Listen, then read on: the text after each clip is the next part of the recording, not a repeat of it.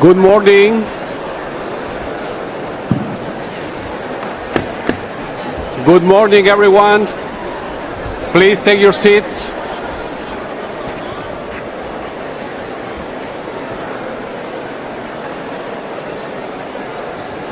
Dear colleagues, dear friends, please take your seats. We're about to start.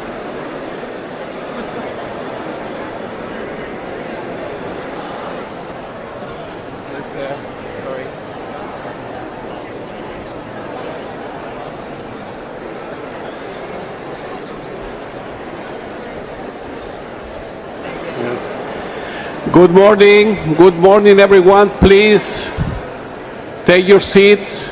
Thank you very much. We're about to start.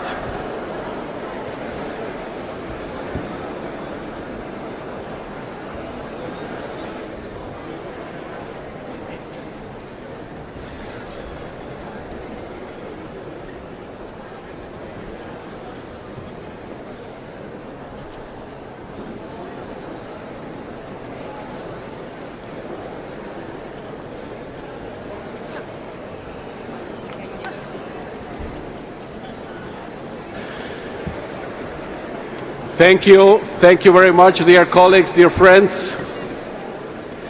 Excellencies, distinguished delegates, ladies and gentlemen. It is my honor to declare open the second part of the fifth session of the Intergovernmental Negotiating Committee to develop an international legally binding instrument on plastic pollution, including the marine environment, and I call to order this fifth plenary meeting.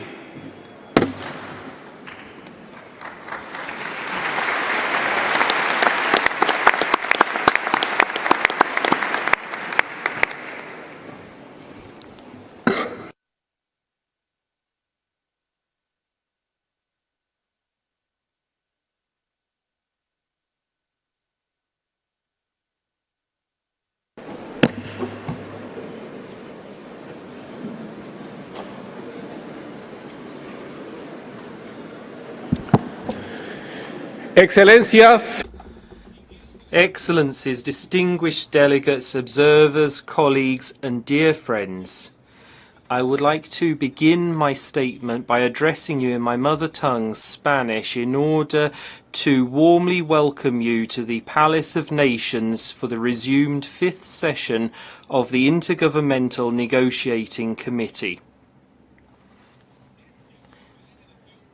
The Palace of Nations is a historic venue which was built to provide a home to the ideals of peace, freedom and cooperation among nations, and has witnessed key moments of multilateral diplomacy. Thus, we are in an enabling environment so that our will to work will translate into positive outcomes Please allow me to begin by extending heartfelt thanks to those whose commitment and dedication has brought us to this critical moment. To Inga Anderson, Executive Director of the United Nations Environment Programme, for her constant guidance and unwavering defence of environmental multilateralism. Thank you very much, Madam Executive Director. To Jyoti Mata Philip, Executive Secretary of the Intergovernmental Negotiating Committee, and her outstanding team, thank you for supporting this process with professionalism, transparency and tireless dedication. Thank you so much, Jyoti. And to Katrin Schneeberger, Director of the Swiss Federal Office for the Environment, thank you for your generous welcome to Geneva, the bulwark of multilateralism and cooperation amongst peoples, and for your country's support throughout this process. I would also like to acknowledge the constant support of UNEP staff, the INC Secretariat, and the United Nations office at Geneva.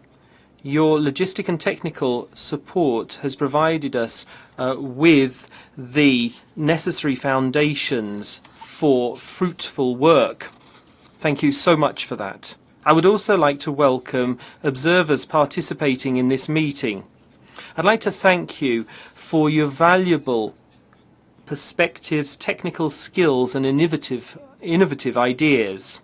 You represent civil society, industry, science and communities throughout the world, including indigenous peoples. And it are your voices that ensure the credibility and inclusion of this process.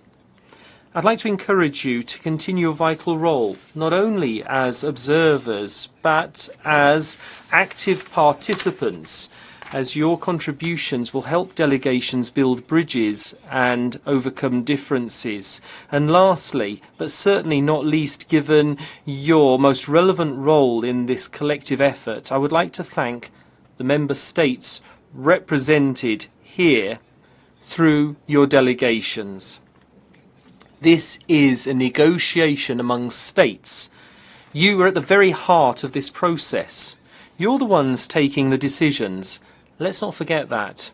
And that means, as the Latin thinker said, a huge right, but at the same time a colossal responsibility. I would like to acknowledge your original decision, because all of you adopted the initial mandate through Resolution 5/14 of the United Nations Environment Assembly, which triggered this process.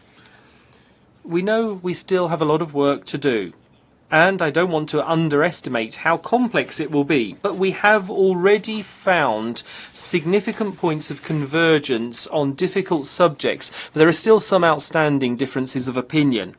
Nevertheless, I trust that there will be enough political will to overcome them, the same will that has helped us make progress in our work and brought us to the brink of a historic moment. Please allow me now to continue my statement in English. Dear colleagues, we have come to Geneva with a shared vision to finish the work we start together and to fulfill the mandate given to us under UNEP Resolution 514. For the first time in history, the world is within a reach of a legally binding international instrument to end plastic pollution. This is a challenging task, but a deeply necessary one. We are facing a global crisis. Plastic pollution is damaging ecosystems, polluting our oceans and rivers, threatening biodiversity, harming human health, and unfairly impacting the most vulnerable. The urgency is real, the evidence is clear, and the responsibility is on us. We understand how we arrived to this point. A natural disaster did not cause this crisis. It is mainly an unintended result, since we are pretty sure nobody wants plastic pollution. Still, we have not been able to find a systematic and an effective way to stop it. Pollution results from our decisions, habits, and systems that have persisted because we have been unable to find ways to control it. Since it is a human-made crisis, it can and it must be tackled through human effort and global cooperation.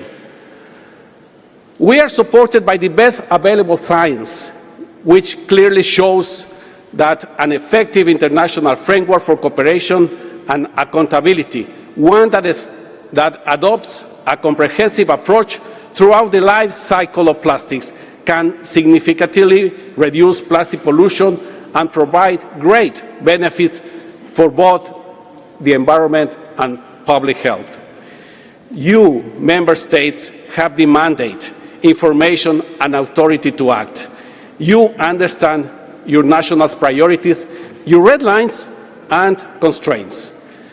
This moment demands concrete and meaningful progress, not maximalist positions, but joint solutions, not finger-pointing, but pragmatic engagement.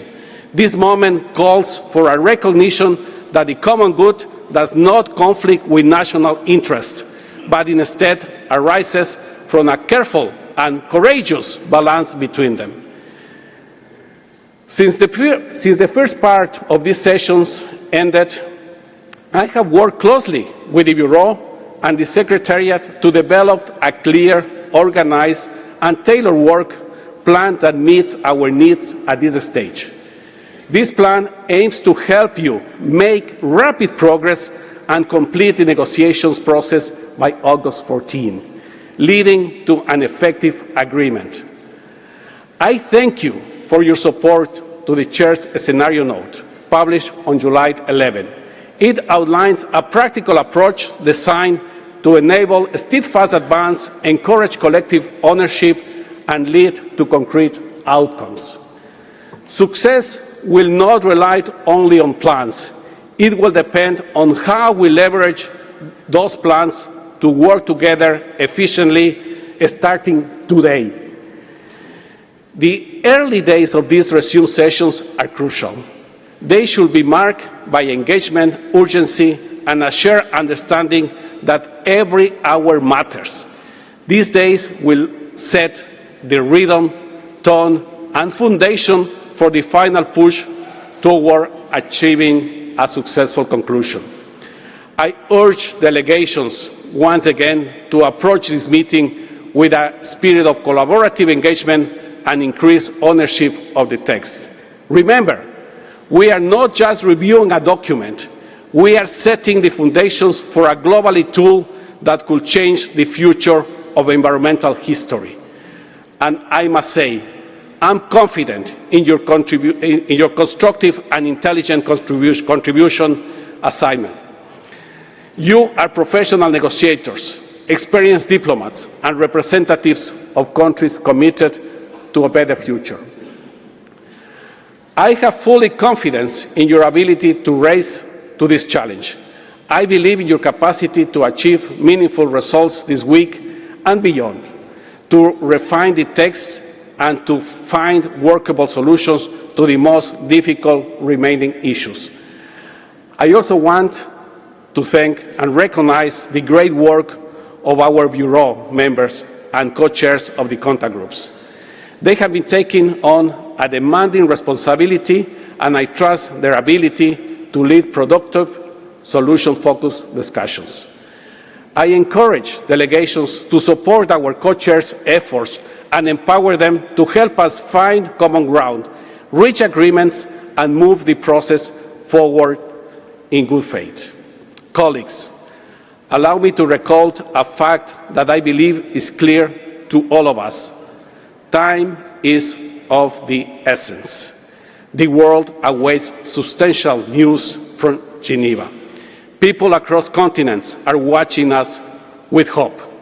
They relied on this process to deliver not just promises, but real results. Let's see August 14 not as a deadline, but as a day of achievement. We need to complete a historic task by August 14 with an agreement that is effective, inclusive, implementable, and capable to evolving. I will I know that this won't be easy, but history is not built on comfort. It is built on courage, teamwork, and compromises. Together, we can make this meeting truly significant. Thank you very much.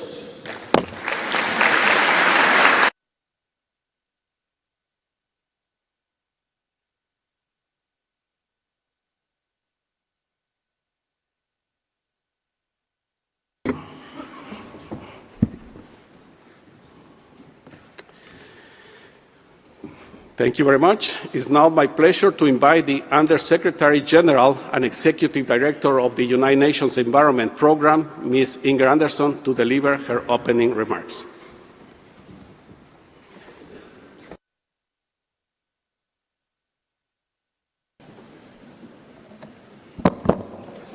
Good morning. And let me start also by thanking you, dear Chair, Ambassador Luis Valdivieso, for your extraordinary leadership. We would not be here, we would not have reached as far as we have without it. Let me also thank you, dear Catherine Schneeberger, State Secretary, for opening the doors and the warm welcome that we have received here in beautiful Geneva and in beautiful Switzerland. And of course, let me thank my dear colleague, Diotimato Philip, the Executive Secretary, who has been leading this, and of course all the many colleagues behind her. But most of all, allow me to thank you, delegates, who have worked so hard to get us to this place. Also allow me to express appreciation to observers for their engagement throughout. So together we stand here with a warm welcome to this resumed session of the negotiation of the legally binding instrument to end plastic pollution, including in the marine environment. And my deep thanks to all for all the efforts that have gotten us here. Because almost 3.5 years have passed since that historic adoption at the United Nations Environment Assembly Resolution 514 in 2022. And it's now high time for member states to get the deal over the line. And today this means, of course, rolling up our collective sleeves, so to speak, and getting into the contact groups. And therefore, I will be brief. You face 10 days of intensive negotiations. You know this, and you know that you will have to work with hard work and long nights and determination, as you have done in all the other sessions before. And you also know that this will require the spirit of solidarity and compromise and understanding, as you have done before. But I believe, truly believe, that you can leave Geneva with a treaty gavelled. Because since Busan, you have enabled a real surge in diplomacy. You've been engaging with one another in informal settings, in bilaterals, in regional and consultations, across the regions and across viewpoints. And that has forged approaches, ideas, and yes, solution. And that engagement has been critical to getting us where we are today, as is indeed the most intense process of preparation that I have ever seen, demonstrating that member states who have joined as members of this process really want this treaty. So I thank you for this productive diplomacy, which has begun to carve out a path to a possible agreement. Now, I do accept that this path is narrow and at times a bit precarious, with a steep drop on either side, but we are here in the Alpine country, where we're used to steep drops. So let us find a way, let us bind together to navigate this path. The only way to reach destination is by going together. I'm always inspired as I enter these halls here in Geneva.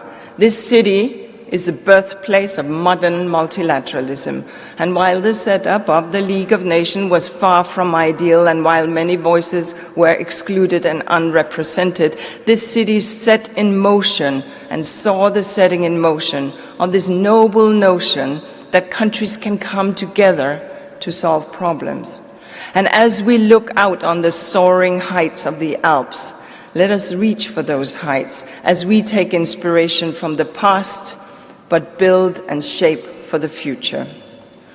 I also invite you to draw inspiration from the establishment of the Intergovernmental Science Policy Panel on Chemicals, Waste and Pollution, which could provide important science for the Treaty on Plastic Pollution.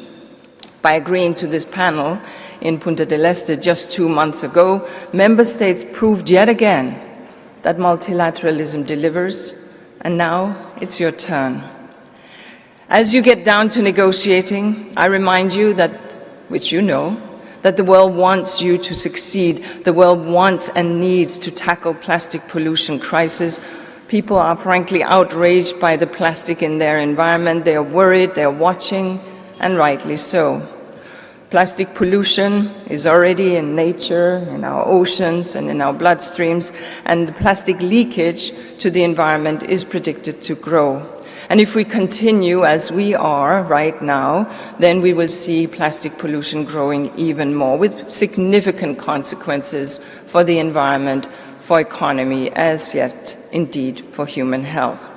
I know that you know this, and I also know that you know that it is in your hands to get this done and make sure that we get this treaty gavelled. It is in your hands to protect ourselves, the environment, and future generations. It is in your hands to turn the plastics pollution challenge into an opportunity of solutions and new beginnings. And I want to assure you that we at UNEP, we will be there to support you. But ultimately, of course, the path is paved by you. So I ask you to reach across the aisle and start crafting the chair's text into that final agreement. One that draws on the many areas of convergence, one that starts with real strength, but also includes the hooks for future developments, and one that sets the world on a path to end plastic pollution forever. Thank you.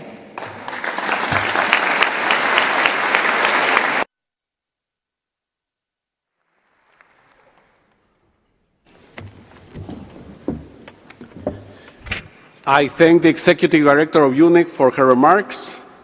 I have now the pleasure of inviting the Director of the Federal Office for the Environment of Switzerland, Ms. Katrin Schneeberger, our host country, to deliver her opening remarks.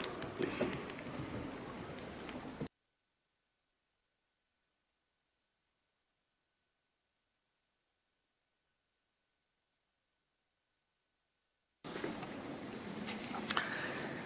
Mr. Chair, Madam Executive Director of the United Nations Environment Programme, dear Inger, Madam Executive Secretary of the INC on Plastic Pollution, Excellencies, distinguished colleagues. It is a great pleasure for Switzerland to host these pivotal negotiations with the objective of finalizing a treaty text to put an end to plastic pollution. I am delighted to welcome you to Geneva, a city that embodies dialogue, cooperation, and a commitment to multilateralism. Geneva is a global hub for environmental governance, particularly in the field of chemicals and waste. The reason that brings us together is clear. We want to end plastic pollution. We want to protect human health and our environment. And we want to do that now.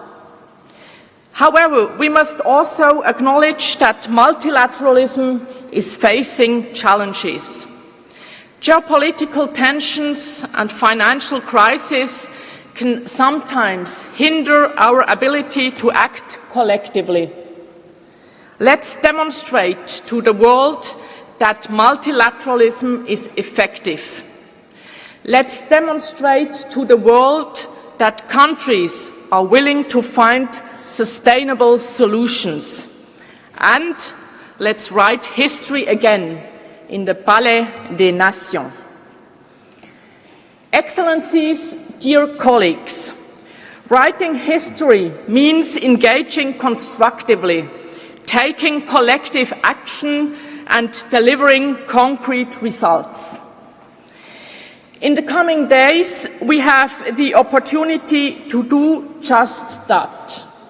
By negotiating core elements of an effective plastics treaty and by finding comprehensive solutions and measures across the full life cycle of plastics to address plastic pollution effectively.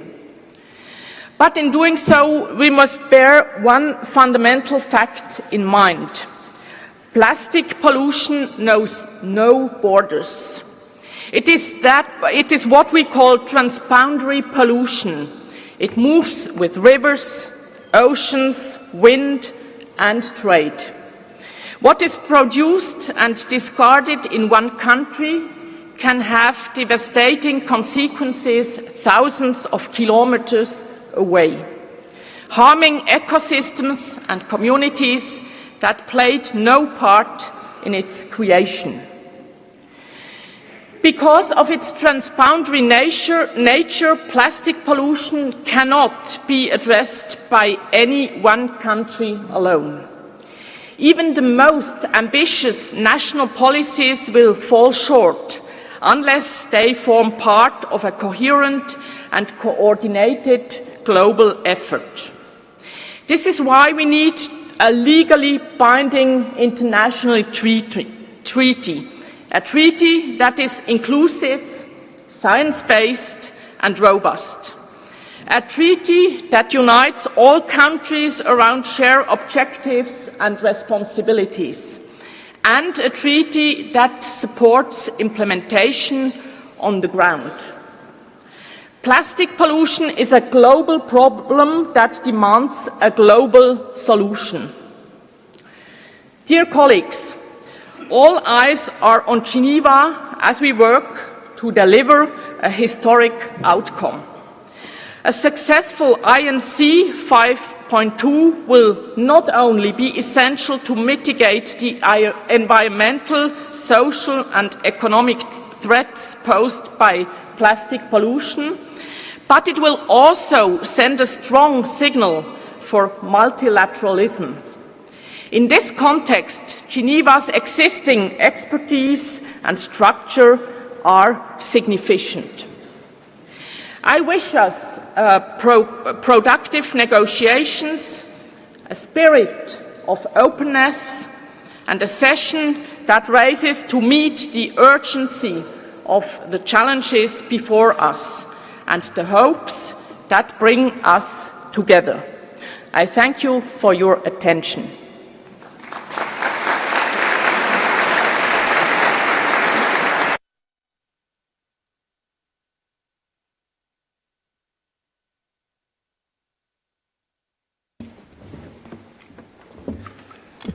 I thank the Director of the Federal Office for the Environment of Switzerland for her remarks.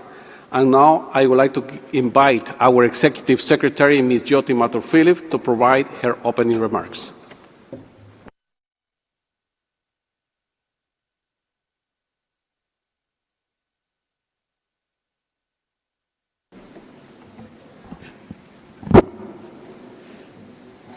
Thank you, Chair.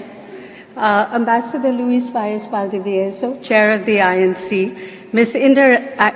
Inger Anderson, Executive Director of the UN Environment Programme and Under-Secretary General of the UN, Excellency Ms. Catherine Scheenberger, Director of Switzerland's Federal Office for the Environment, Excellencies, distinguished delegates. It is an honor to welcome you to the resumed fifth session of the Intergovernmental Negotiating Committee on Plastic Pollution. I begin by expressing my sincere gratitude to Switzerland for hosting us for INC 5.2. I would also like to express my appreciation to our colleagues here at the UN Office of Geneva for their incredible support and tireless efforts in facilitating the arrangements that have made this session possible. My deepest gratitude to the Chair of the INC for his leadership throughout his mandate since taking this very difficult mantle at INC3 in Nairobi in 2023, and to his incredible team too. Thank you. I would also like to thank Ambassador Gustavo Meza Quadra for his leadership till INC3. And of course, my deepest thank you to Ms. Anderson for her guiding hand, keeping us steady through all the turbulent and calm waters over the last 3 years. From UNEA 5.2, where this historic process began, to INC 5.2, we see not only symmetry in numbers, but also in our strengthened resolve. What was set in motion in Nairobi has weathered complexities, moments of challenge, and hard-won progress. And it is precisely this shared endurance that strengthens our resolve and brings us determined and forward-looking to this historic hall today and the birthplace of modern multilateralism. I'm deeply grateful to the members of the committee for your steadfast commitment over the past 3 years.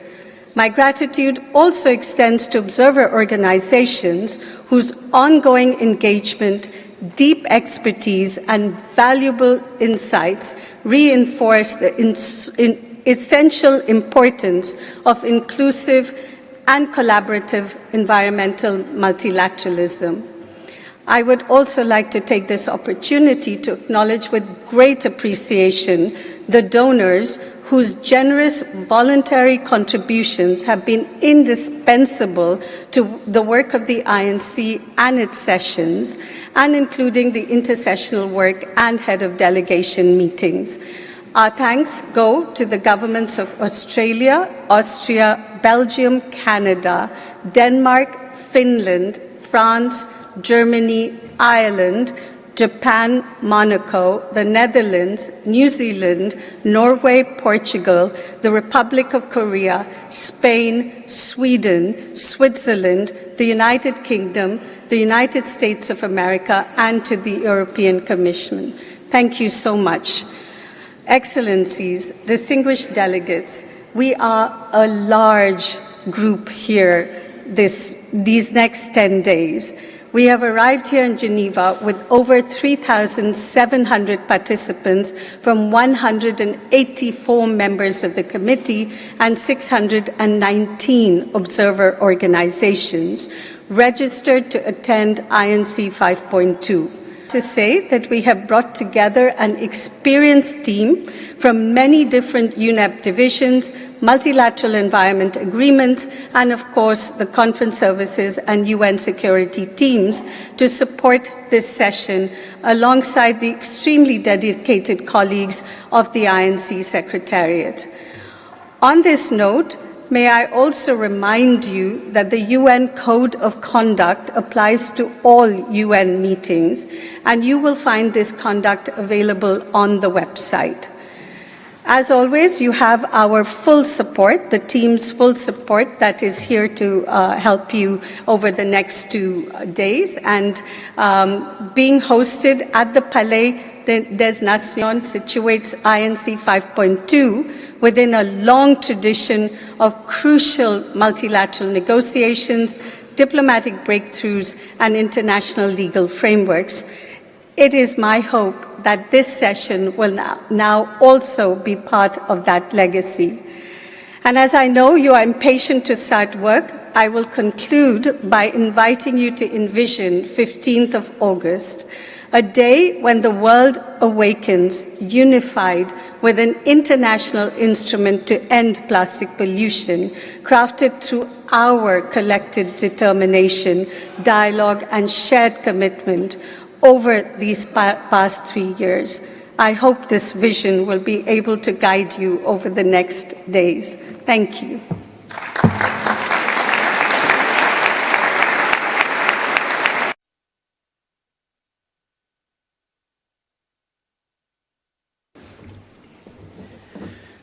Thank you, Executive Secretary, Excellencies, distinguished delegates, ladies and gentlemen. Before I close this opening segment, I would like to voice my appreciation to Ms. Asha Challenger for her work as rapporteur of our process. Thank you, dear Asha.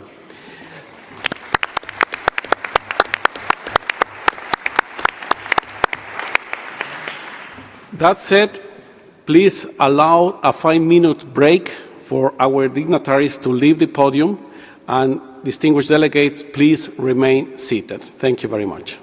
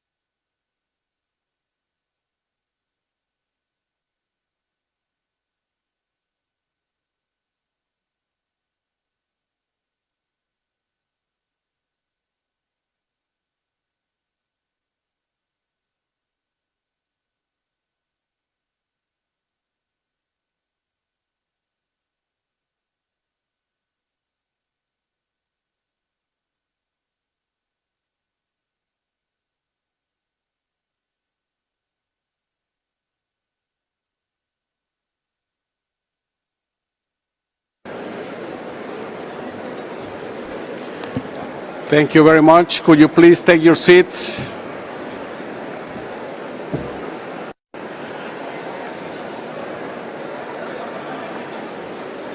Thank you, dear colleagues. Please take your seats.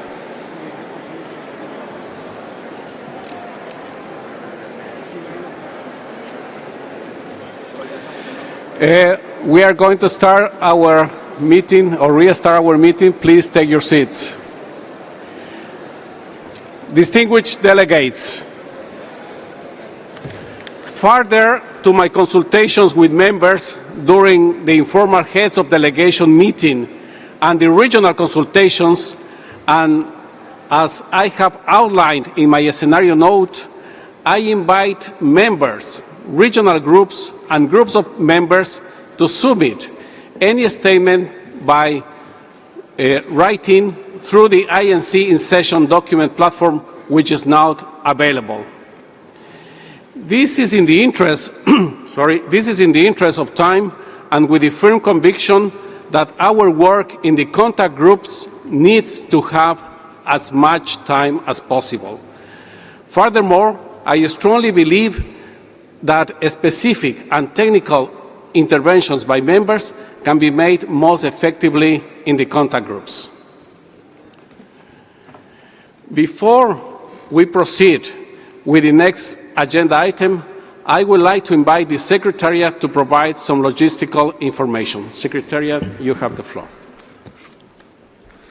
Thank you, Mr. Chair.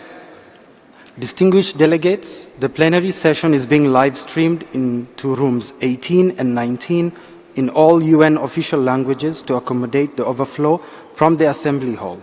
Both these rooms are located in Building E. The plenary meetings can be followed via the live stream on the UN Web TV. Live stream links are available on the INC 5.2 webpage.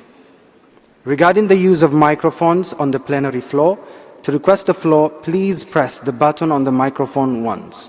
The light will turn green. When the chair gives you the floor, the technician will turn on your microphone and the light will turn red. A timer will be displayed on the screen. Delegates are kindly requested to adhere to the allotted time when taking the floor. Please speak clearly and in dictation speed to facilitate interpretation. As per the chair's scenario note, written statements in PDF format can be uploaded to the in-session documents platform and will in turn be published on the INC website. Guidance on the use of the platform is available in the instruction manual previously shared with delegations. The in-session documents platform will be open this morning and will close by close of business on Thursday, 7th August. Dedicated seating for observers in plenary will be available on first-come, first-served basis. Therefore, observers are kindly requested to coordinate amongst themselves so that those who would like to speak are given priority access to the plenary floor to deliver their statement. For time efficiency, observers are encouraged to deliver joint statements on behalf of alliances, coalitions, and groups. We will be operating a dedicated queuing system for observers' interventions using a QR code. Instructions on how to use this system have been made available on the dedicated observer seats on the ground floor of this plenary hall. Meeting documents are available on the INC 5.2 webpage. A live daily schedule is accessible via the Plastic Pollution Negotiations mobile app, as well as on the INC 5.2 website. Delegations are encouraged to download this app. The same schedule will appear on the electronic screens inside the venue. We wish to remind you that the Swiss Federal Council, the State Council of the Republic and Canton of Geneva, and the Executive Council of the City of Geneva will be hosting a welcome reception this evening from 6:15 p.m., which will be held directly behind this Assembly Hall in the Cour du Nord. Finally, a few words on our venue. The venue will be accessible between 7 a.m. and 8 p.m. daily. Members of the committee can access the venue via the Peace Gate between 7:30 a.m. and 7:30 p.m. daily. After 8 p.m., no entry is allowed, and exit is only possible via the Preny Gate. More detailed information can be found in the INC 5.2 information note for participants. The schedule for payment of DSA for funded delegates is available in the INC 5.2 information note for participants as well. The name of the open Wi-Fi network in the venue is the public-Wi-Fi UNOG. Lunch breaks are scheduled every day from 1 p.m. to 3 p.m. There are catering facilities in Building A and Building E. The list of the opening hours of each catering point is available in the INC 5.2 information note for participants, as well as in the mobile app under information. Delegates are reminded that food and drinks are strictly not allowed in any of the meeting rooms in this venue. Bottled water with the necessary precaution are permitted. The tap water in the venue is safe to drink and poses no health risks. Delegates can therefore use tap water to refill their bottles. A lost and found counter is located at the reception desk of Building E. This meeting is striving to be single-use plastics free. We call on you, delegates, to also do your part. Thank you, Mr. Chair. And I thank you, Secretariat. And this concludes our consideration of Agenda Item 1. Distinguished delegates, the committee will now resume its consideration of Agenda Item 3C on the organization of work. You will recall the committee considered Sub-Item 3B on the adoption of agenda for this session during the first part of the fifth session. The committee adopted the agenda for the session as contained in document UNEP/PP/INC.5/1, which has now been issued as document UNEP/PP/INC.1/1/Rev.1. The annotated agenda for the second part of the session has been issued as document UNEP/PP/INC.5/1/Rev.1/@.1. You will also recall that the committee considered Agenda Item 2 on the election of officers and elected a vice chair from the Asia-Pacific States Group. I'm pleased to inform you that at this stage there are no further developments under this agenda item. With that regard, the Agenda Item 3A on the adoption of the rules of procedure, you will recall that we also considered this item at the beginning of our session 5th, and there are no new developments under this item. I want to recall that in accordance with the decision of the Intergovernmental Negotiating Committee at its first session, the draft rules of procedure as set out in the document UNEP/PP/INC.5/3 continue to apply to its work on provisional basis, with the exception of the bracket text in Rule 37. You will also recall that at the second session, the committee decided to adopt the following interpretive statement relating to Rule 38, Paragraph 1, on the draft rules of procedure.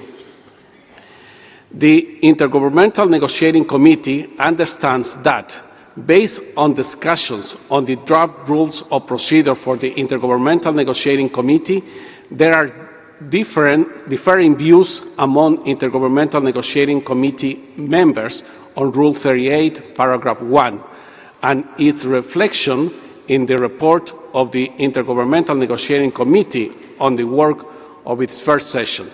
Therefore, the provisional application of Rule 38, Paragraph 1 of the draft rules of procedure has been a subject of debate. In the event that Rule 38, Paragraph 1 is invoked before the rules are formally adopted, members will recall this lack of agreement. I trust that we will complete our work here in Geneva in a spirit of good faith and cooperation. I count on your support to ensure that we can work together constructively and effectively. Distinguished delegates, I will now outline the organization of work for the second part of the fifth session as contained in the scenario note for the resumed session issued as document UNEP/PP/INC.5/INF/13. Given the limited amount of time available to us at this resumed session for the completion of our negotiation process, it is essential that we organize our work with the aim to promoting a successful session that delivers on the mandate of UNEA Resolution 514. Our entire approach to the organization of our work must be guided by the objective of completing our negotiations by achieving agreement on the text of an international legally binding instrument and identifying any issues for consideration by the diplomatic conference. We should focus on bridging remaining gaps, resolving differences, and finding a common way forward in achieving agreement on the text of the instrument. The committee might also wish to consider reflecting in the report of the session any issues that might need to be considered by the Conference of the Party. I have been consulting with members, including through regular Bureau meetings and the informal heads of delegation meetings on 30 June to 2nd July 2025 and on July 18 on the most effective way to organize our work to support the finalization of the text of the instrument at this resumed session. Based on these consultations and our common objectives, I'm proposing the organization of work as follows. As you will recall, the committee agreed that the draft text circulated by the chair on 1st December last year will be used as the starting point for negotiation of the future instrument at the resumed session. This is without prejudice of the right of any member to propose additions, deletions, or modifications to the text during the session, and that the negotiations will be conducted on the basis of the principle of that nothing is agreed until everything is agreed.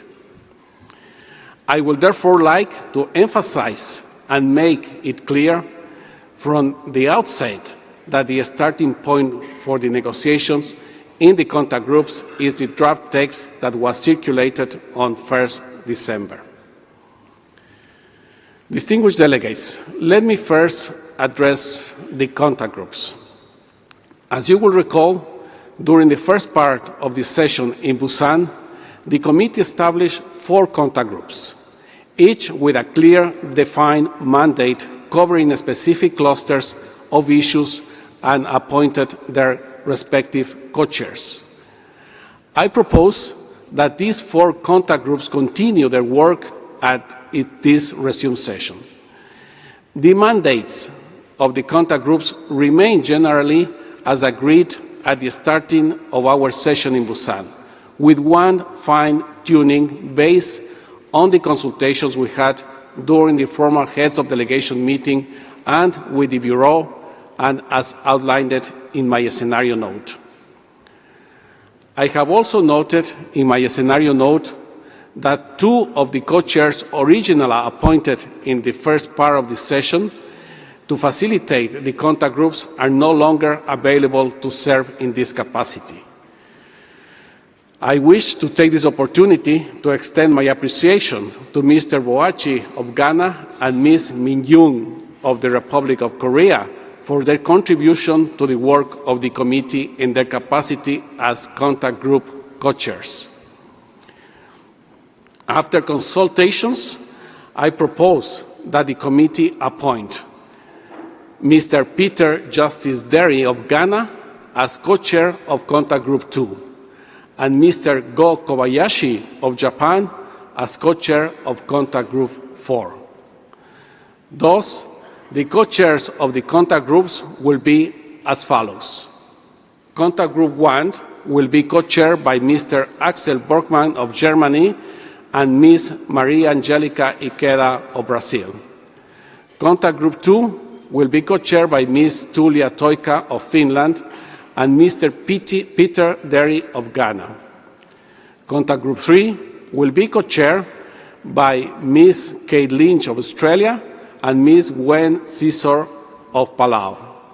And Contact Group 4 will be co-chaired by Mr. Linroy Christian of Antigua and Barbuda and Mr. Go Kobayashi of Japan. I trust that you will join me in extending your full support to these co-chairs who will guide the contact group's work over the coming days. I hope this is agreeable to everyone.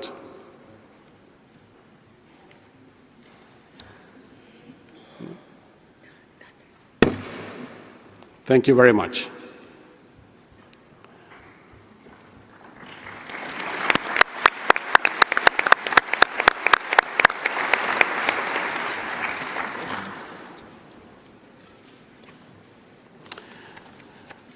I wish to congratulate, therefore, Mr. Deri of Ghana and Mr. Kobayashi of Japan on their appointment as co-chairs. Congratulations. I also wish to extend my appreciation to all the other co-chairs for continuing to undertake this important task of facilitating our negotiations.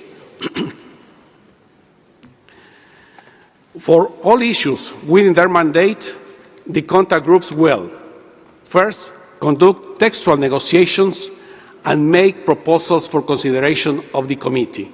And second, time permitting, and if needed, identify any issues where relevant for consideration by the diplomatic conference. I would like to emphasize that the priority of our work this week is delivering concrete negotiation outcomes to finalize the text of the instrument. In undertaking the work and negotiating the text, the contact groups should use the relevant sections of the draft text circulated on 1st December as the starting point, and as relevant, refer to any bridging text proposals that have been made by members.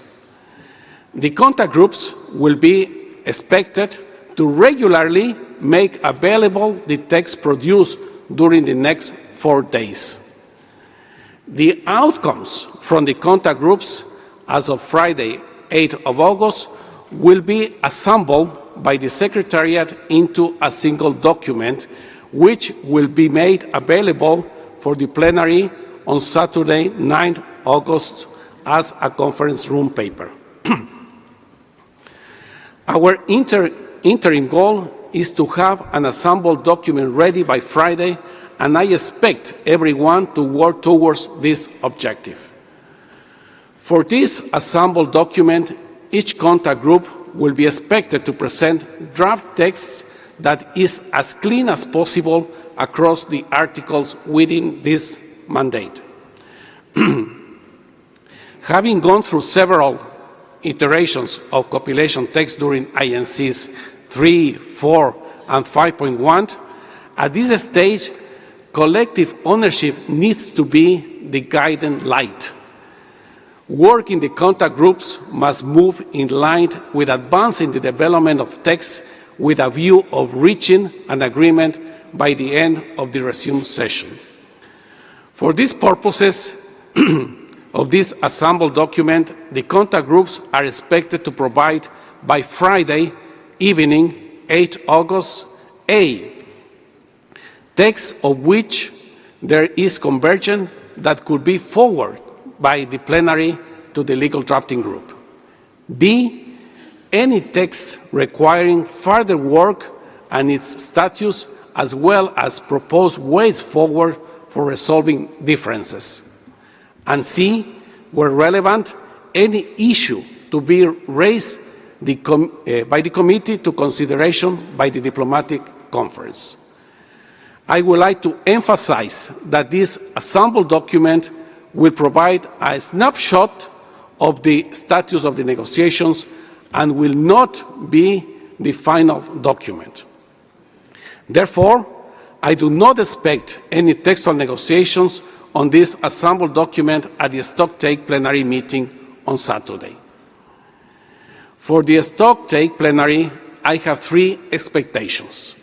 Firstly, that the committee will be in a position to transmit a number of articles to the legal drafting group with the understanding that nothing is agreed until everything is agreed. Secondly, that the committee will not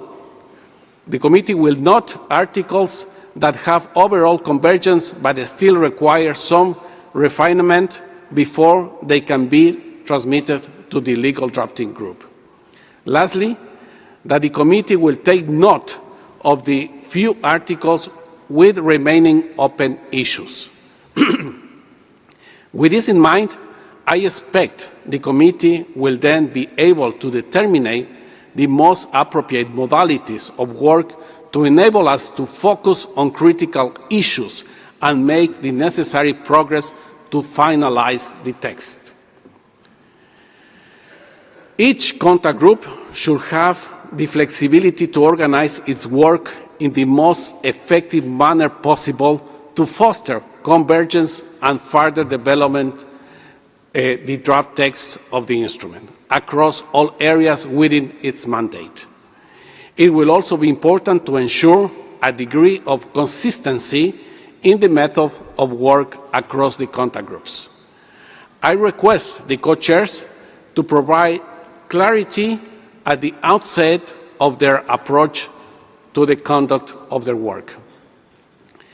To ensure that textual negotiations can progress as effectively as possible in the contact groups, it is important that the co-chairs actively facilitate the further development of texts, and it is also important that the text coming from the contact group to the plenary should have shared ownership by the group.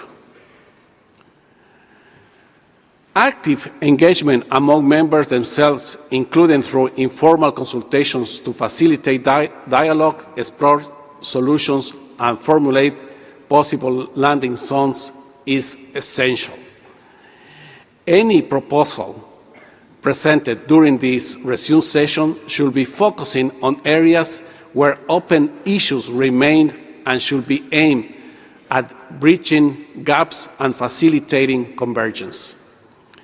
Members wishing to present such a bridging proposals for consideration in the relevant contact group are strongly encouraged to submit them jointly and after consultations with other members. For bridging proposals to be considered, they also need to be presented orally and negotiated in the contact groups.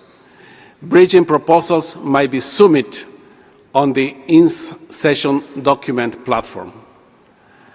As informed by the Secretariat, in the in-session document platform will open this morning and will close by close of business on Thursday, 7th of August. Contact groups should have the flexibility to resort to different working modalities as needed, including through informal settings, to develop texts that will bridge positions to achieve solutions. Any outcomes of such an informal work by members should be reported to the contact groups in full for its consideration. I'm aware that there are several cross-cutting issues that are related to a number of articles. I encourage contact groups to coordinate on such issues, including through the co-chairs and, when appropriate, in consultations with me, the chair. Turning now to the legal drafting group, I would like to remind delegates that this open-ended group established at our fourth session remains in place. Its mandate is to conduct a review of the draft text forward to it by the Committee for Legal Soundness and Consistency, and to provide recommendations on the wording without reopening substantive policy discussions.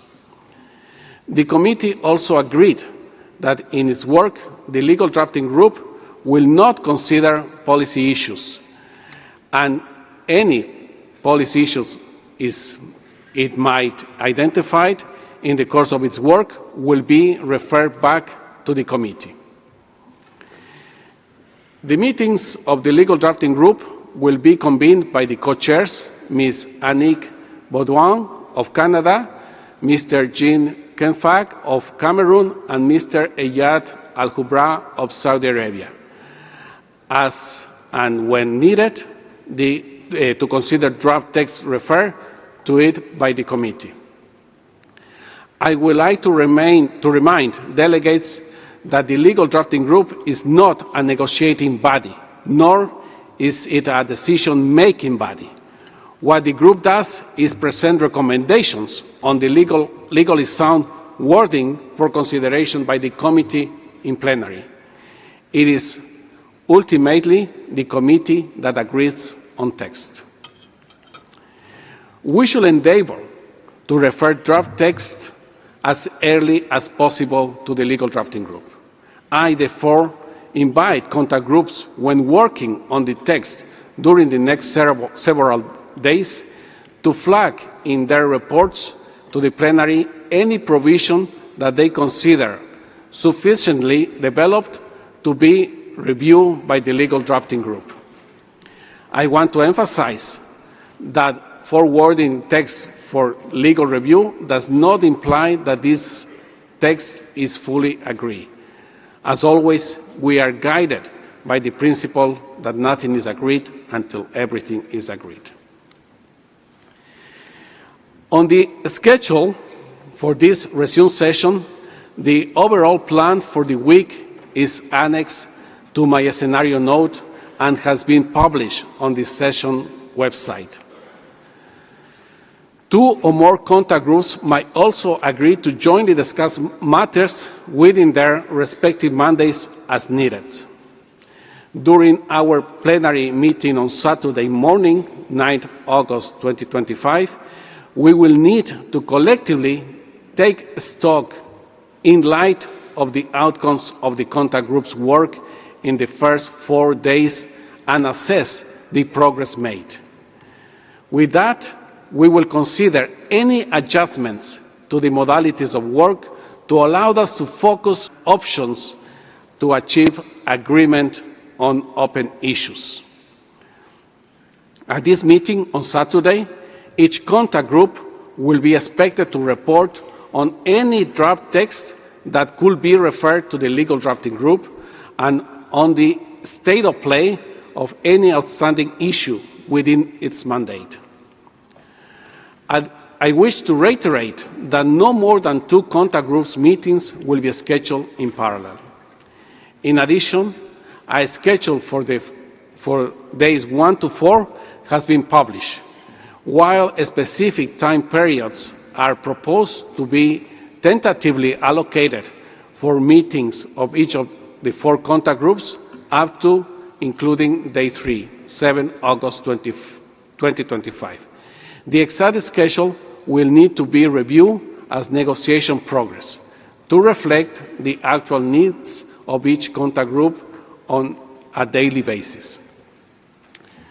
I have had numerous consultations on the schedule for this resumed session with members and regions. Based on those consultations, I have strived to allocate time in balanced manner across all contact groups. This schedule of contact groups meetings will be updated daily and made available on the website and through the app in the evening of the previous day. The next plenary is currently scheduled for Saturday, 9th of August. At this point, we might need to consider any adjustments to the modalities of work to allow us to focus on avenues and options to achieve agreement on open issues. There will also be the opportunity for plenary meetings to be convened over the course of the week as needed. Sunday, 10th August, is a reserved day without any formal meetings to allow for informal consultation among members. I encourage members to utilize this time to continue their informal dialogues and bridging proposals. I also encourage regions to make use of this time to consult amongst themselves and identify solutions to the remaining open issues. The schedule for Monday 11th through Thursday 14th of August will be developed over the course of the resumed session, taking into account the progress achieved. to allow us to focus on outstanding issues to finalize the resumed sessions successfully. Under Agenda Item 4, I will also like to propose that during the plenary on Thursday, 14 August 2025, the committee considers the text of the instrument with a view of its formal approval. Next, let me outline the indicative plan for the remaining agenda items. Oh, thank you.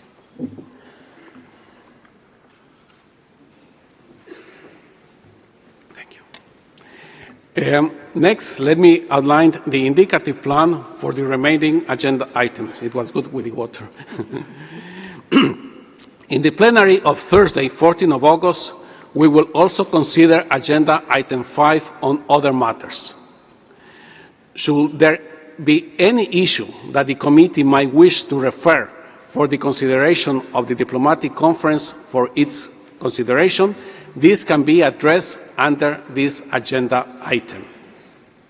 I will also invite the Executive Director of UNEP to inform the committee on the next steps regarding the diplomatic conference under this agenda item. Further, under this agenda item, I will invite the Secretariat to present the practice on how approved texts of treaties are reviewed for minor editorial adjustments, as well as the process through which all language versions can be verified.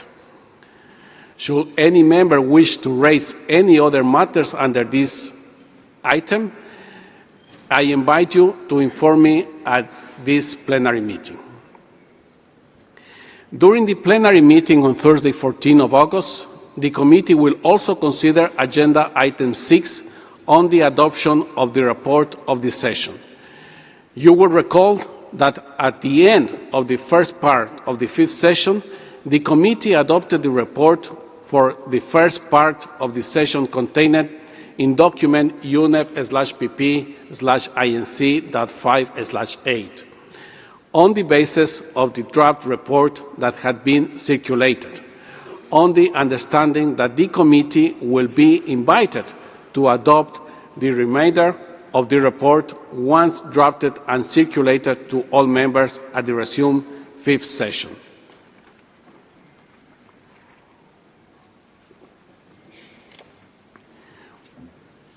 In this connection, the committee will be invited to consider and adopt the remainder of the report of the work of the first part of the fifth session under this agenda item and the draft report for the second part of the session, capturing the early parts of the proceedings and discussions during the resumed session. Finally, on Thursday, 14 August, the committee will consider Agenda Item 7 at the closing of the session.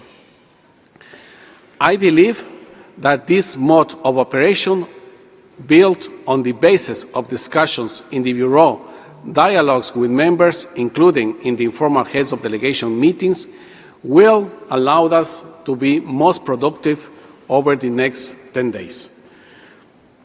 I take it that we can proceed together with the approach just outlined.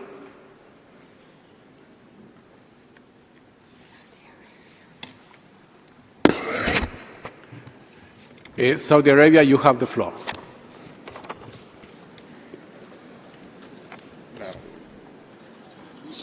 شكرا سيدي الرئيس. سيدي الرئيس. Thank you, Chair. On behalf of the Arab Group, I would like to make a statement regarding the working methods. Change the language here. How do we do that? This one here? Okay.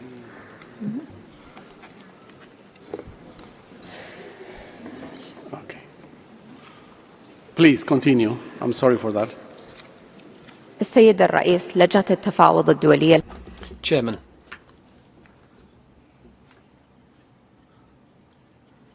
Chair of the Intergovernmental Negotiating Committee, ladies and gentlemen, on behalf of the 20 member states of the Arab group and over 440 million people, I have the honour to deliver this statement.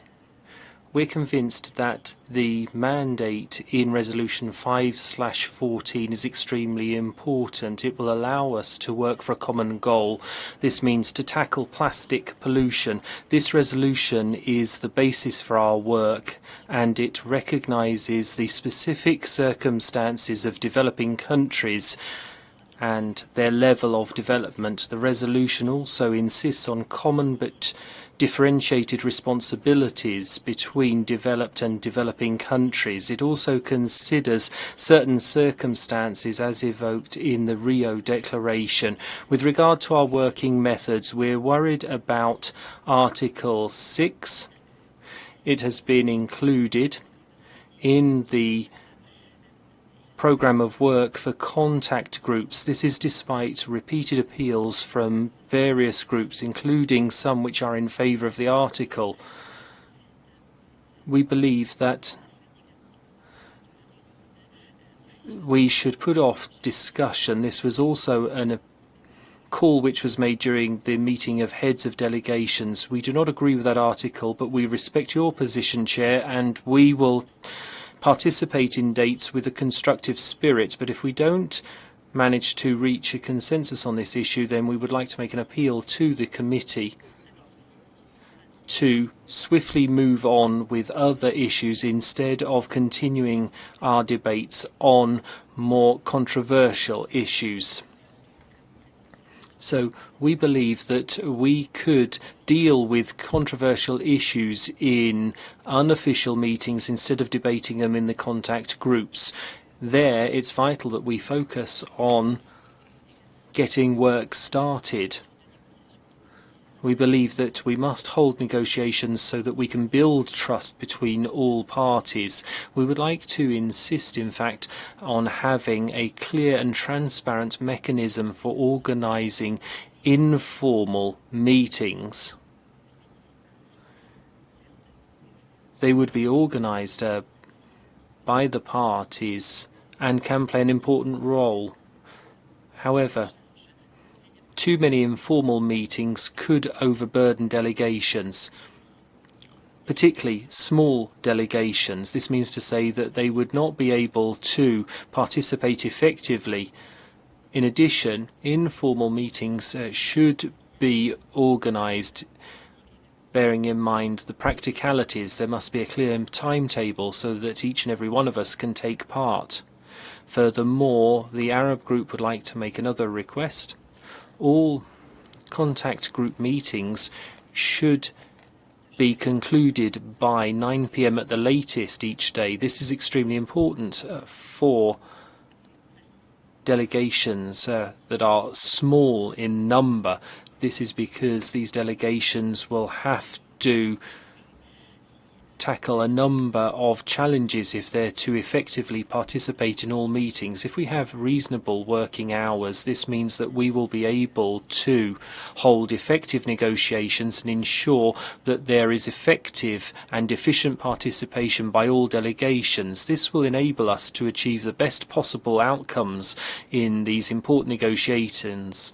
The Arab group stands ready to work constructively so that we can achieve a balanced and efficient treaty that will enable us to make progress for the benefit of all peoples of the world. Thank you very much.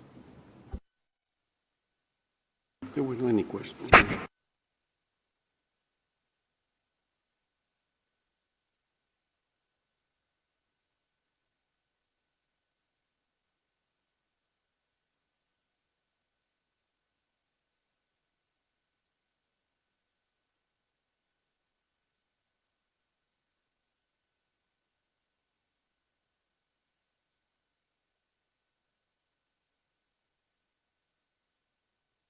I thank you very much, Saudi Arabia.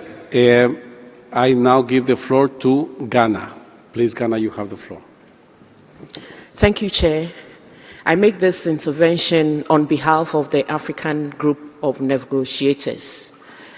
Africa has requested multiple times for contact groups 1 and 3 not to meet or run simultaneously.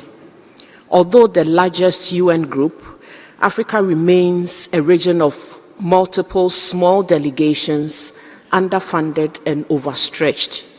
In the spirit of inclusivity and transparency, we demand our requests be taken into account and the schedule be adjusted accordingly to ensure that contact groups 1 and 3 do not meet simultaneously. Indeed, the AGN is unable to participate in the contact group discussions if this issue is not resolved. I thank you, Chair. And I thank you very much, Ghana. Now I would like to give the floor to Marshall Islands, please.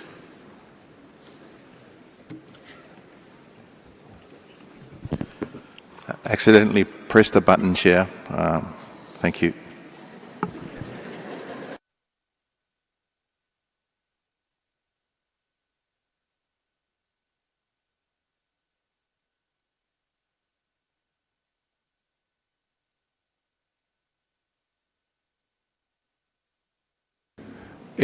Well, thank you. I'm sorry for that mistake. And now Angola, please. No, it's a mistake too. Something is happening. Let me check with the Secretariat because I have a list of speakers here. And, well, we will check immediately. Yeah.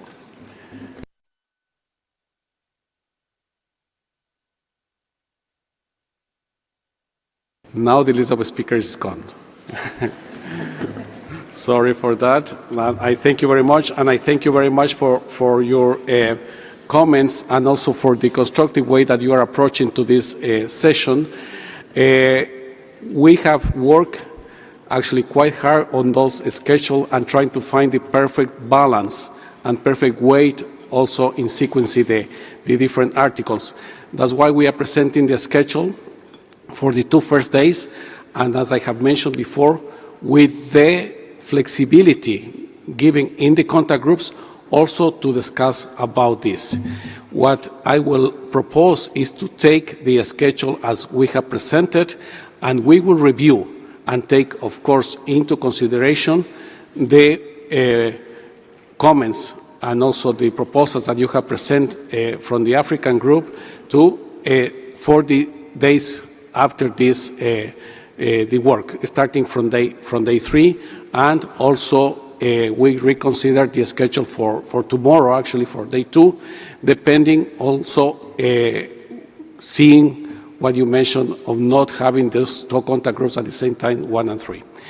So may I take that we could go on the schedule as it has been presented? Thank you very much. Ghana, please, you have the floor. Thank you, Chair. Chair, I do want to remind you that this request was made during the heads of delegations meeting because there was the same challenge. And I do recall that in plenary, you gave us your word that the co-facilitators will handle it during the contact group discussions. It never happened. It never happened, and the 2 groups met simultaneously. May I kindly request, Chair, that we get a resolution to this before we move into contact groups. I thank you. And I thank you very much, Ghana. Yes, I think we can revise. Let me just give me some minutes to do so, and I come back to you.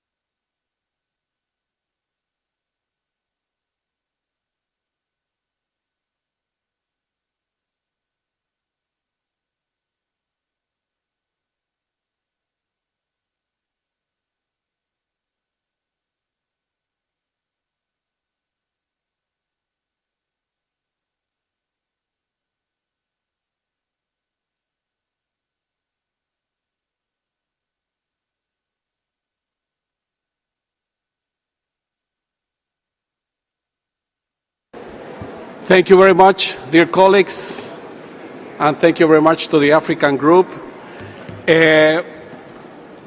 My task as chair is also to give these possibilities and as a principle guiding our negotiations that you members feel comfortable in these negotiations and also in the contact groups. So we are working and we have a proposal. So contact group 1 and 3 won't meet at the same time. Instead, it will be contact group 2 and 3 meeting at the same time, and then contact group 1 and 4 meeting at the same time. So we change 3 for 4 today and also tomorrow. I hope that that will be agreeable for everyone. We have Iran, and Brazil is voting.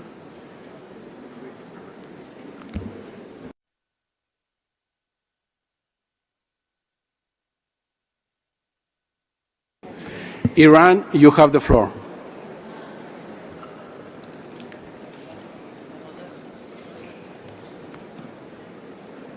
Thank you very much. Iran, have you asked for the floor? Yes, thank you very much. Please, you have the floor. Good morning, colleagues.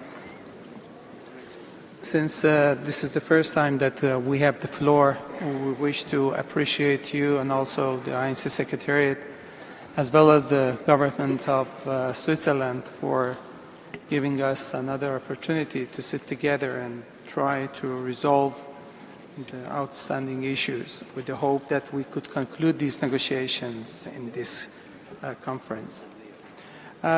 Since a part of my concerns have been raised previously by distinguished speakers of African group, Ghana, and also Saudi Arabia, I do not repeat them, and thank you very much for the resolution of simultaneously contact group meetings. My suggestion is with respect to diplomatic conference and the references for raising some issues for consideration by the diplomatic conference. Since the issues for consideration by the diplomatic conference should be limited to the areas agreed upon during INC 5.2, which need to be highlighted in the draft resolution. And such issues shall in no way determine any agenda, including the discussion on substantial issues between the diplomatic conference and the first COP meeting of the future instrument, and or prejudge the first COP decision on its priority areas of work, including establishment of any subsidiary bodies, annexes, list of possible products and substances, targets, and timelines. So the diplomatic conference should be of ceremonial nature and nothing more than it. And we expect that we can stick to this understanding, since this is exactly the language of Article 12 of the Union Resolution 5/14, which only requests the Executive Director to convene a diplomatic conference for the purpose of adopting the instrument and opening it for signature. Thank you.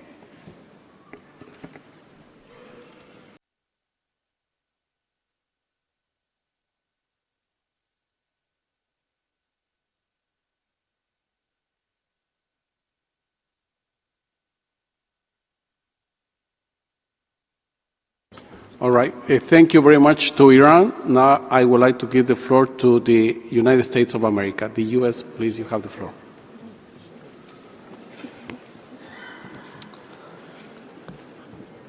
Thank you very much, Chair.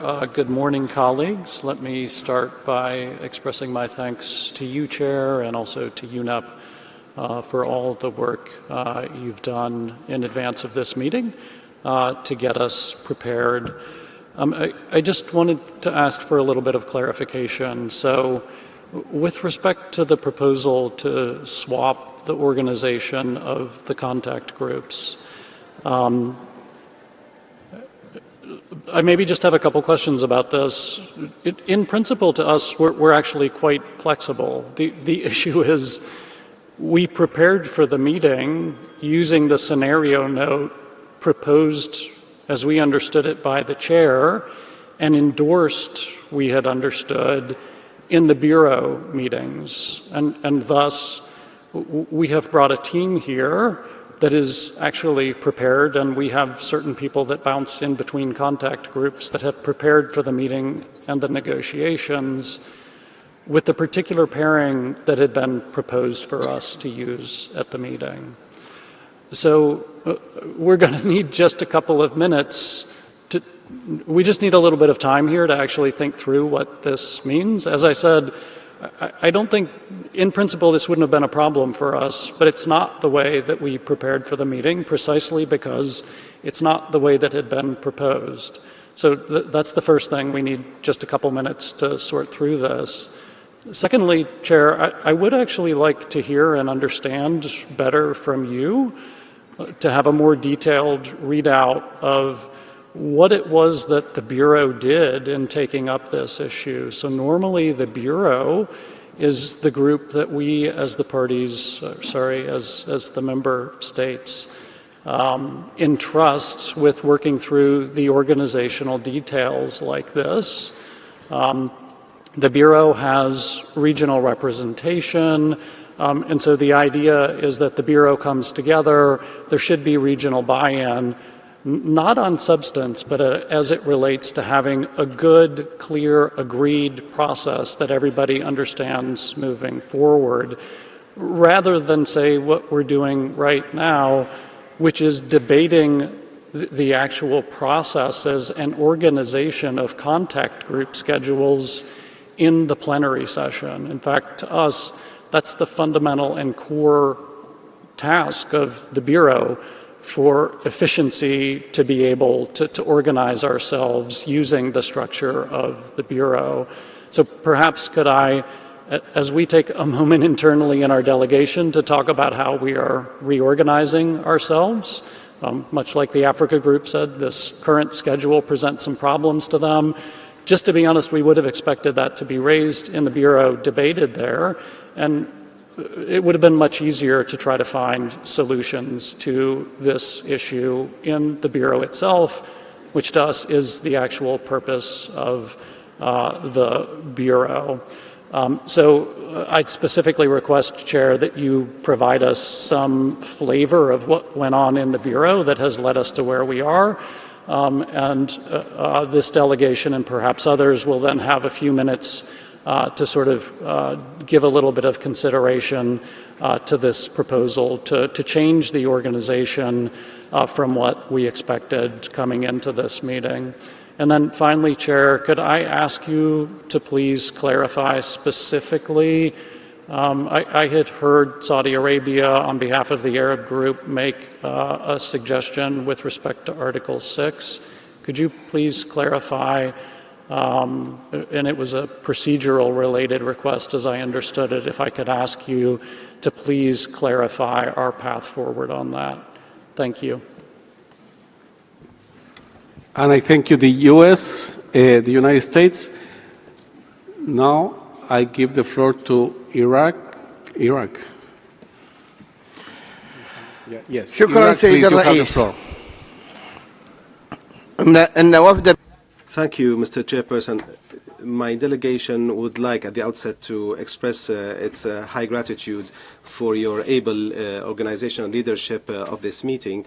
And we would also like to thank and appreciate the State of Switzerland for their efforts in the generous hosting of this important meeting and for all the facilitation made to the different delegations. I would like to commend the exceptional preparations by UNEP as well and the Executive Secretariat for all the efforts undertaken to facilitate this meeting. At a time when my delegation would like to support the statement on behalf of the Arab group by the Kingdom of Saudi Arabia, especially with regard to item 6 of your text, which in our opinion does not include a substance that is in direct relation to the title of the item, which is supporting consumer and production processes. And here we would like to support substantive discussions in this regard. We are keen at this meeting to meet a great deal and to achieve an agreement with regard to plastic pollution that is balanced and that includes joint responsibilities and roles. This can only be achieved with a spirit of flexibility and realism, and we need to abandon all prejudices that are not directly related to the core issues of plastic pollution. We are all after one aim, and we need to put aside our differences in order to achieve consensus. Important principles such as the sovereign right of the use of natural resources of each country and the differentiated responsibility between developed and developing nations, these are all core elements that will enable success, and this has been the case for all those who preceded us in this process. I will leave aside all the technical aspects of our interventions, Mr. Chairperson, to all the respective contact groups. Thank you, Mr. Chairperson. And I thank you, Iraq. And now I will give the floor to Senegal. Please, Senegal, you have the floor. Merci. Thank you very much, Chair. And good morning to everybody. My delegation would like to begin by thanking Switzerland for hosting this important conference, and we do hope that it will lead to success here in Geneva. We align ourselves with the statement made by Ghana on behalf of the Africa Group regarding contact groups 1 and 3 and their meeting simultaneously.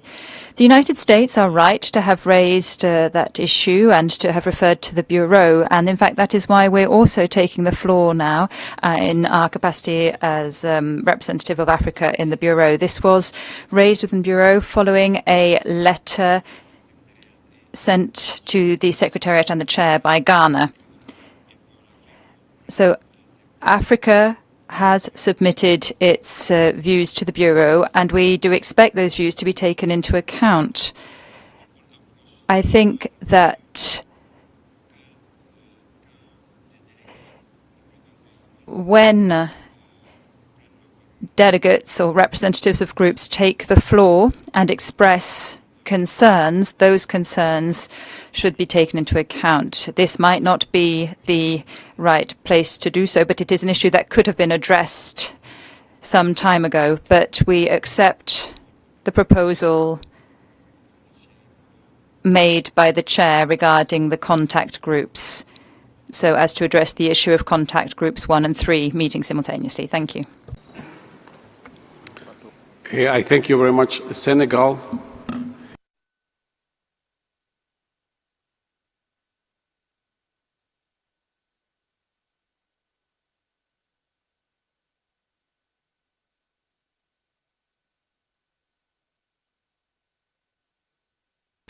I thank you very much, dear colleagues, for your comments. It has taken us 3 years to come here to Geneva, and we are a few days to make history and to start working as soon as possible to make that possible. About the organization of work, it has been brought to the Bureau. We've been working together with the Bureau about the organization of work for this resumed session. It was also presented a draft scenario note to the members of the Bureau, also to work on that clear picture, so to say, for this session. Based on those discussions, prolonged meetings also with the Bureau on organization of work, the Secretariat and I will work on the schedule that we have presented. We have received also, and thank you very much to the African group and from Ghana, the coordination, their proposals, and the proposals could be adjusted with too much moving of the schedules, because we are moving the provisions that are we're going to be considered the same day, for today and tomorrow. And that's the proposal, so we adjust in that sense. So Group 1 and Group 1 and Group 3 won't meet at the same time. And that also could apply for tomorrow. And it's the same. Tomorrow is just to change, to swap two of the contact groups, to have to take the proposal from Africa, not to meet at the same time 1 and 3. About Article 6 and any other provision that we are going to deal with in the contact groups, we have to give it the chance of negotiation. We have to start from some place. And my proposal, as you have seen in the scenario note, is that we cover all provisions in these 4 days, all provisions. And I have mentioned also in my remarks here in plenary that any issue that will require extra discussions, also the contact groups and the co-chairs of the contact groups will have that flexibility to identify the need of an informal setting to start working with those specific issues. So, having said that, I will also add that we will keep working. We are meeting the Bureau every day, on a daily basis, to assess, to evaluate our progress, and accordingly to work also on the organization of work, including also the schedule. There are different alternatives the moment you want to allocate the different articles. And difficult. It's not easy to find the perfect one. Of course, there will be issues here and there. But of course, we can work together with the Bureau in that regard. So having said that, once again, I will propose to swap actually contact group 4 with contact group 2 today and tomorrow, so contact group 1 and 3 don't meet together. So I could, where is it? Oh, 2 and 3 no. So the schedule for today could be, if you agreed, that 2 and 3 work at the same time, parallelly, this morning, and 1 and 4 works in the afternoon, and in the evening will be 2 and 3 today. And tomorrow will be in the morning 1 and 4. In the afternoon will be contact group 2 and 3. And in the evening, it will be here, 1 and 4 tomorrow. Once again, I ask for your flexibility and constructiveness to accept this and move into the negotiation contact groups where we can also raise our ideas, our suggestions on these matters.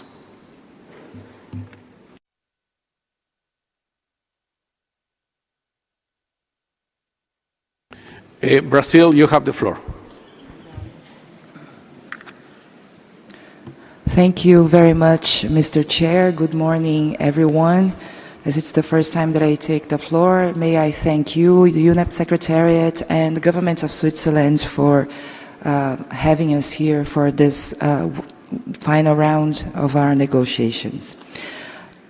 We are always very supportive, as we have always been, of requests made by smaller delegations from developing countries, especially when it comes to having a schedule that would accommodate their need in terms of representation, and the fact that having less delegates that are able to participate in some discussions lead us to having some reforms or changes in our schedule that would best accommodate them. Brazil has always defended consensus as a mode of work here in the INC and elsewhere, and we believe that the best way to achieve consensus is to be very inclusive and to have all delegations as possible in all our discussions. We're also mindful of the fact that it was pointed out by another delegation that there might be a need to have some time in order to reorganize the work of each delegate. So, of course, I think we can always make room for that as well. But just to say that we support not only your decision but the request from the African group.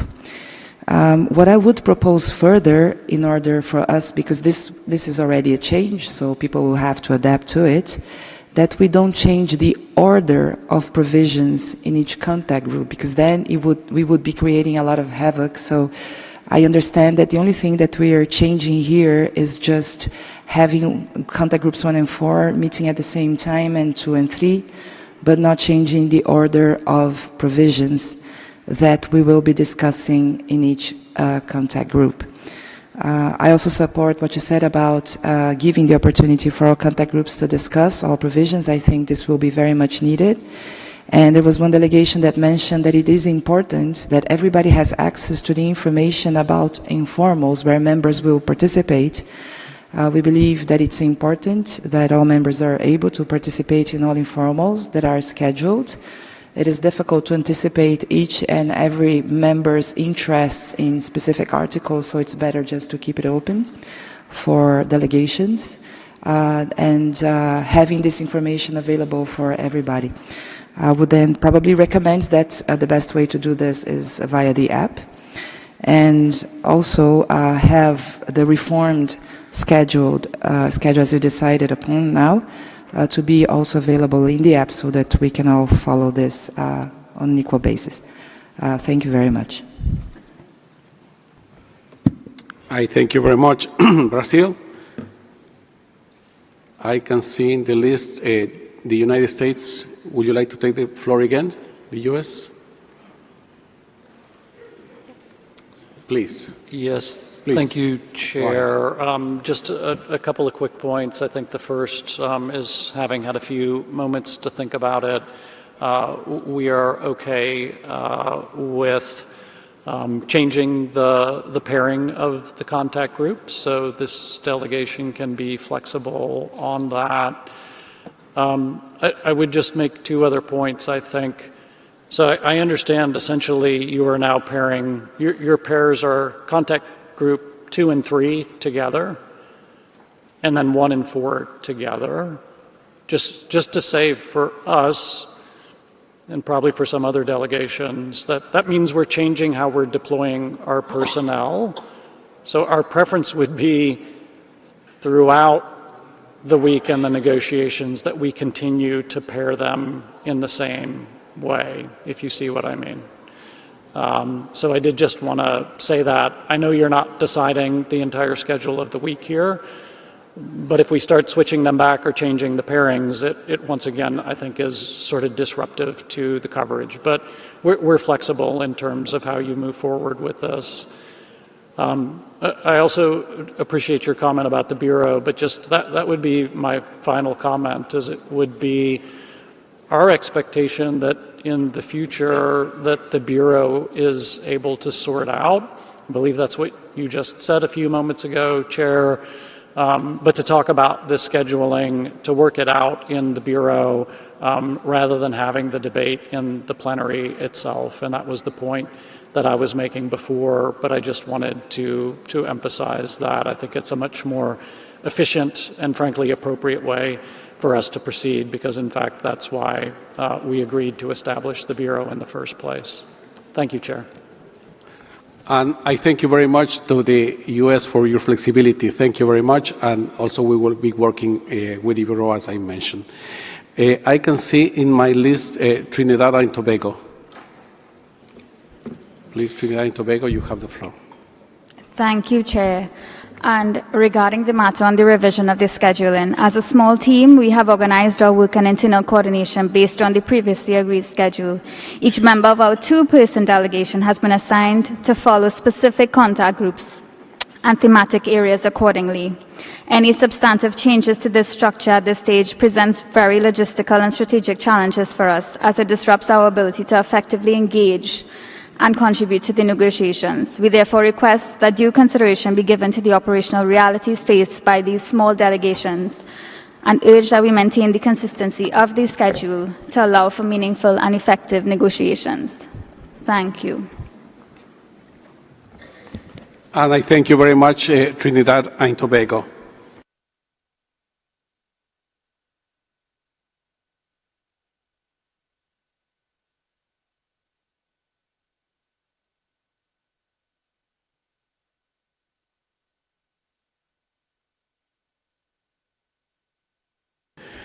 Well, thank you very much, dear colleagues, and thank you also for your flexibility, your comments, all of them, of course, we need to take it into account to keep working that way, in that constructive way, during this session 5.2.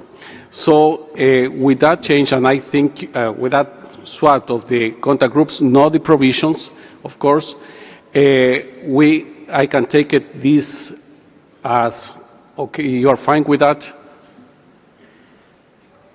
I hear no objections, then it is so decided. Thank you very much.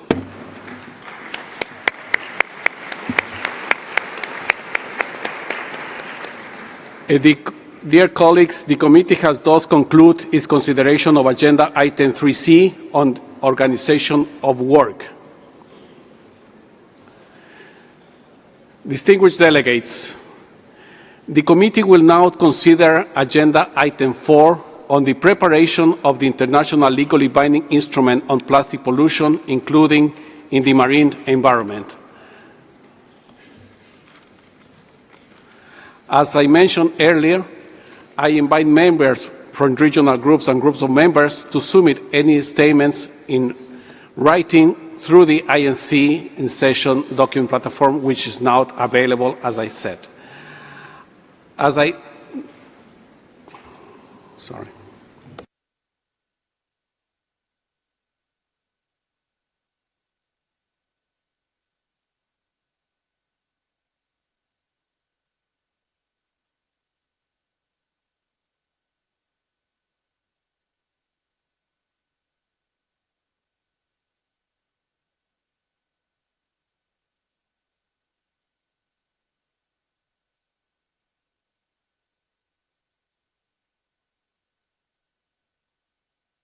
Yes, sorry for that. Thank you very much.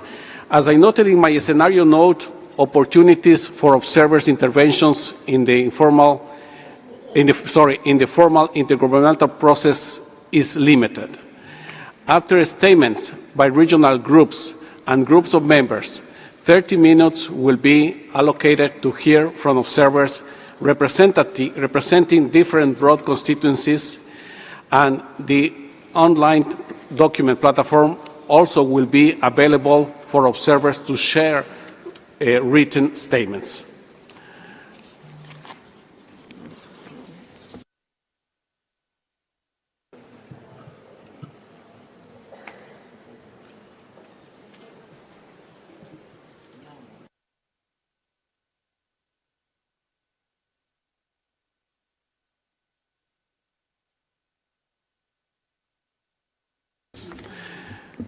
I will now open the floor for statements from observers, starting with intergovernmental organizations, followed by UN system entities, and followed by non-governmental organizations.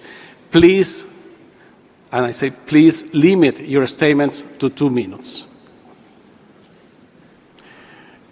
We have put in place a dedicated quoting system for observers. Introductions on how to use this system have been made available on the dedicated observer seats on the ground floor of the plenary hall. Please follow these instructions if you wish to request for the floor, and Feel free to approach any of the Secretariat staff in the room if you require assistance. Once again, please keep your intervention short and focused. As I mentioned previously, observers speaking for alliances, coalitions, and groups will be given priority.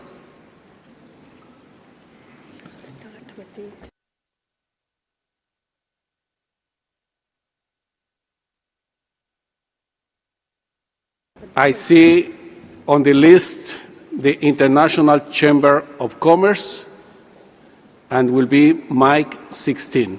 Please, you have the floor, ICC.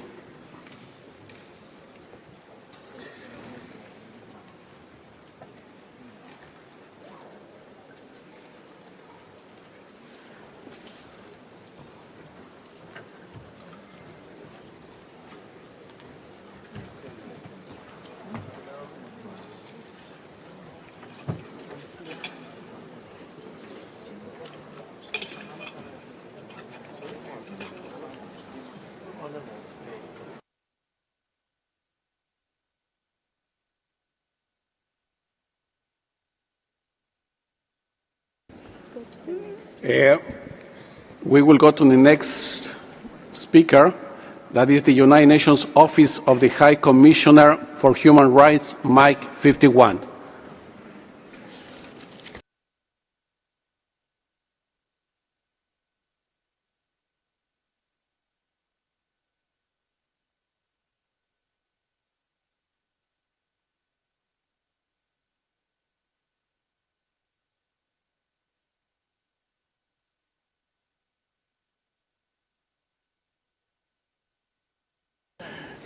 Microphone, please. It's mic 51.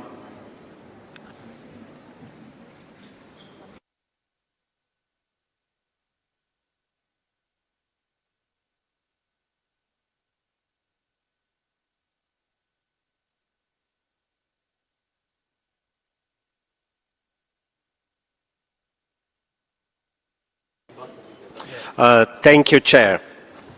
The catastrophic human rights impacts of a sustainable and principled plastic production are undeniable and pose an unacceptable risk.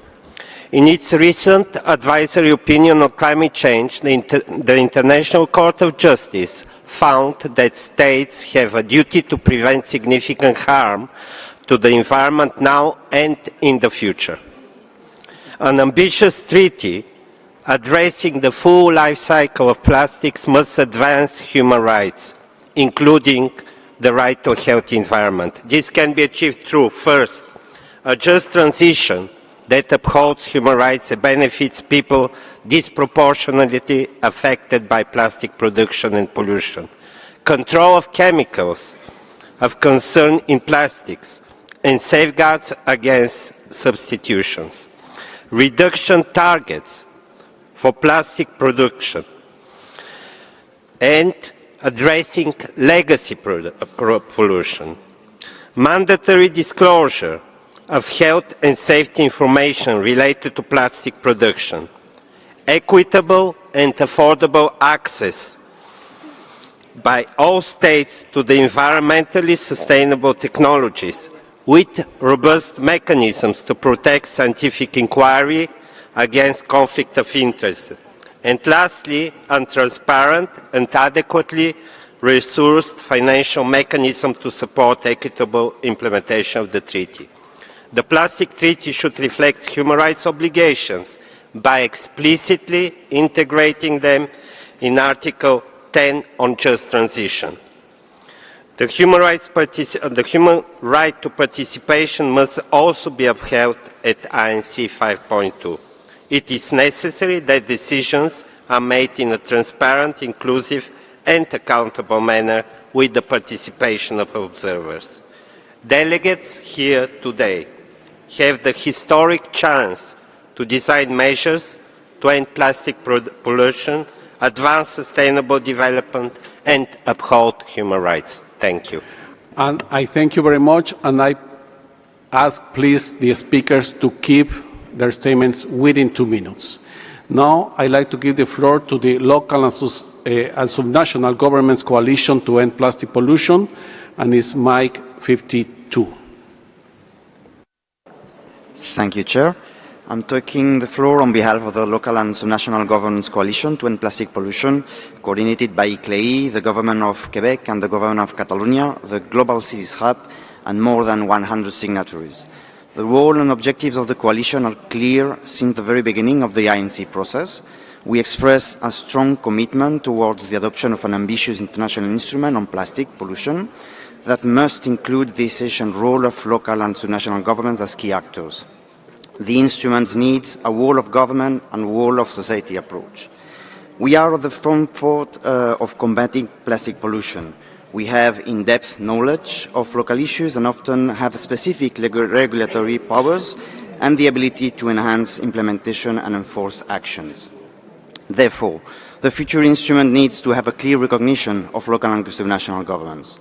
This is why we welcome the inclusion of local and subnational governments in Article 8 and 12 of the Chair's text. The Waste Management, Article 8.2, highlights the role of the subnational level in addressing plastic pollution. And the Capacity Building and Multi-Level Cooperation, Article 12.2, explicitly mentions local and subnational governments as partners of national governments. We have proposed additional language, which is available on the platform in annex to this statement. It is also critical that the future Secretariat of the instrument is mandated and resourced to work directly with local and subnational governments, not only through national challenges. This will be vital for building capacity, coordinating action, and ensuring consistent implementation. So, here our closing message. We urge negotiators to maintain and strengthen the role of local and subnational governments in the final text. And we call for the future Secretariat to be enabled to work directly with them, not just as implementers, but as partners in co-creating solutions. Thank you very much.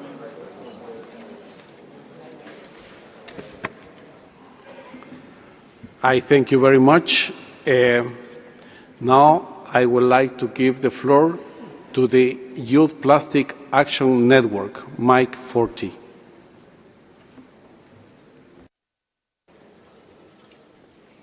Thank you, Chair. We speak on behalf of the Youth Plastic Action Network, a global platform for youth engagement in the plastics treaty process. From day one, our message has been simple and urgent. We need a treaty that protects human health, our shared ecosystems, and the rights of future generations. At this decisive moment, there is no middle ground. We either conclude with a strong, scientific-driven treaty that addresses the full life cycle of plastics, or we report back to UNEP that we have collectively failed to deliver on Resolution 5-14. Plastic pollution may not kill instantly, but it's already costing our lives and futures. Today, children are born with microplastics in their blood, and microplastics are already being found in fish that are sold on grocery store shelves. If we fail to deliver the treaty, healthcare systems will be strained under rising cancers and toxic exposures. Billions will be spent managing pollution instead of preventing it, and oceans could hold more plastic than fish, collapsing coastal economies and food securities.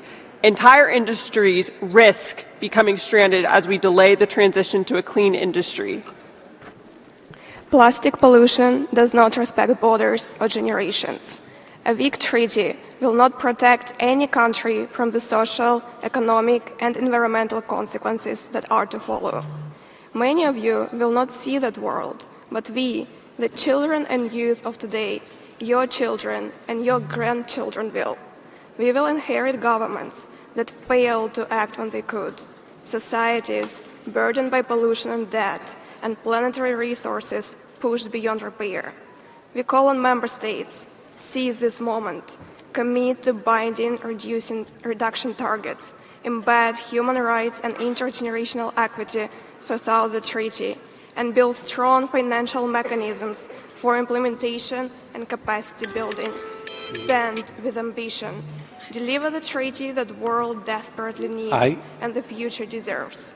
Thank you. I thank you very much for your intervention to Youth Plastic Action Network. Please, now I would like to give, thank you please, I would like to give now the floor to Women's Working Group of Ending Plastic Pollution, and it will be mic 5.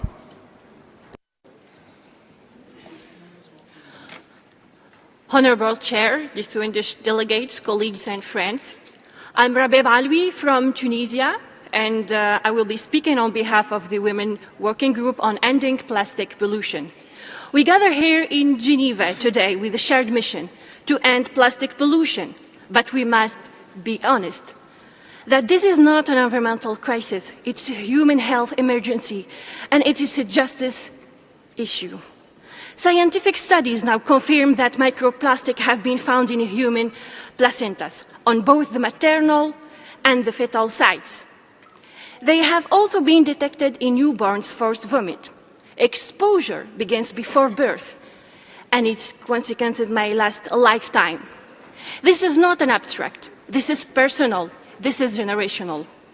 Women and girls are disproportionately affected by plastic pollution through caregiving roles, informal labor, and daily use of products containing toxic additives. Endocrine disrupting chemicals in plastics are damaging reproductive health, increasing infertility, and other endocrine diseases, as well as contributing to children being born with disabilities. These are lived realities. And yet, in the current non-paper, gender equality and women's rights are barely mentioned. We must ask, how can we build a treaty that protects people if it doesn't name those most affected? We urge this assembly to take bold, binding action and to call for a human rights-based approach to the treaty, limit on plastic production, and a ban on chemicals and polymers of concern. Restriction on internationally added microplastic, including in cosmetics and cleaning supplies, a global harmonized system of chemicals transparency and traceability, design criteria that eliminate harmful substances, a dedicated financial mechanism to support global science. I thank you very much for your intervention, for your statement. Dear colleagues, now I would like to give the floor to the International Indigenous Peoples Forum on Plastic Pollution, and it is mic 55. Thank you, Mr. Chair. My name is Abraham Francis of the Ganyankahaga, and I speak on behalf of the International Indigenous Peoples Forum on Plastics, the representative voice of Indigenous peoples within these negotiations. We are disappointed in the absence of meaningful references to and affirmation of the rights of Indigenous peoples within the Chair's text, and propose immediate action to address this critical oversight. We call on states to affirm and actively promote Indigenous peoples' rights, including our right to self-determination, ensuring the full, effective, equitable, and direct participation of Indigenous peoples in decision-making and implementation of the treaty, as collective rights holders, not to be conflated with other stakeholders as affirmed within the UN Declaration on the Rights of Indigenous Peoples. Strong measures across the full life cycle, including phasing down fossil fuel extraction and production of plastics and chemicals. Center human health, planet health, and justice for all harmed communities across the plastic life cycle, including just transition and development and implementation of the National Action Plan. Establish financial mechanisms to ensure justice and enable just and equitable transition. Establish an independent expert advisory body to inform treaty implementation that ensures the equitable and ethical participation of Indigenous peoples and knowledge holders. For millennia, Indigenous people have lived our lives in balance with the natural world, establishing and practicing non-toxic, truly circular, and life-giving systems. Our ancestral wisdom and knowledge systems offer vital solutions to the plastics crisis, including other environmental crises, addressing its entire life cycle from extraction to disposal. Thank you. And I thank you very much. Now I would like to give the floor to the to the Scientist Coalition for an Effective Plastic Treaty, mic 58.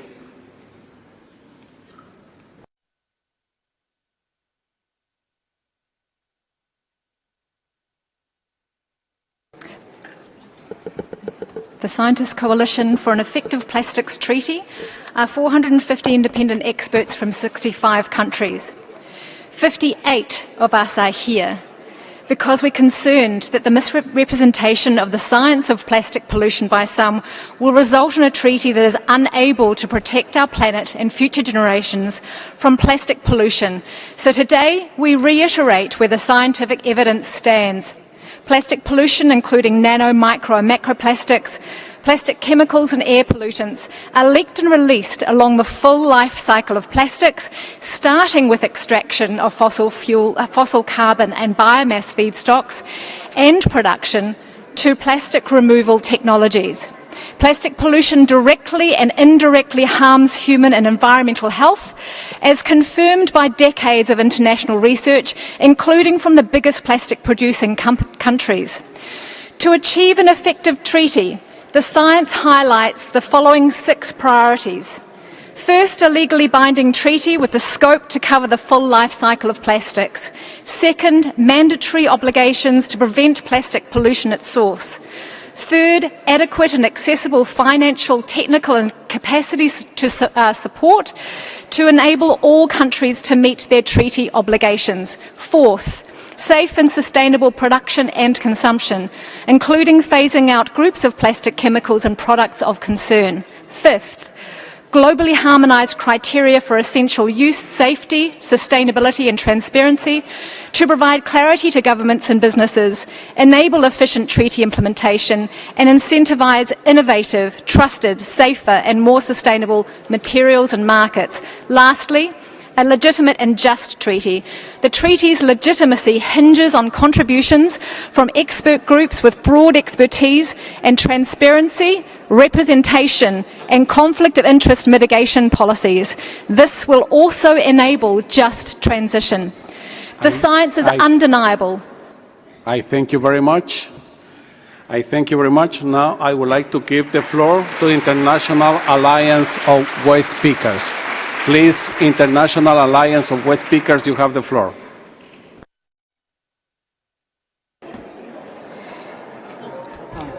No. Somos nosotros, no.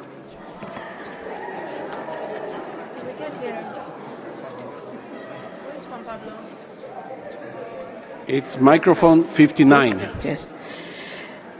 Buenas tardes. Good afternoon. I'm one of the over 40 million waste pickers around the world. The number continues to increase because there is unstoppable increase in plastic waste. The International Alliance of Waste Pickers thanks member states' will to pursue negotiations this week on a plastics treaty. We need it more than ever. We're pleased to see the Chair's proposed text from last December as a basis for negotiations. Nevertheless, we have deep concerns in the current text, which we hope to see resolved this week.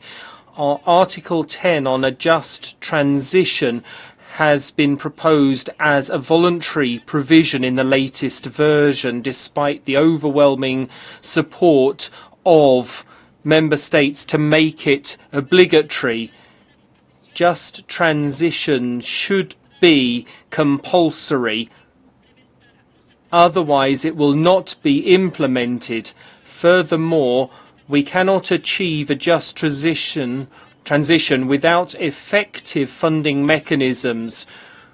We need an independent structure from the current global environmental facility. We need private sector contributions based on the polluter pays principle. This is in line with the Cali Global Fund model. We need a simplified direct mechanism which is transparent and ensures good governance and accountability. A significant proportion should be allocated to needs identified by waste pickers, cooperatives and other groups. They should not be seen merely as beneficiaries but as agents for change. If you don't have a just transition, then you will just have waste. The speaker is interrupted by the chair. Su declaración. Y ahora, now I would like to give the floor to the International Engineering Association, and that will be microphone 21.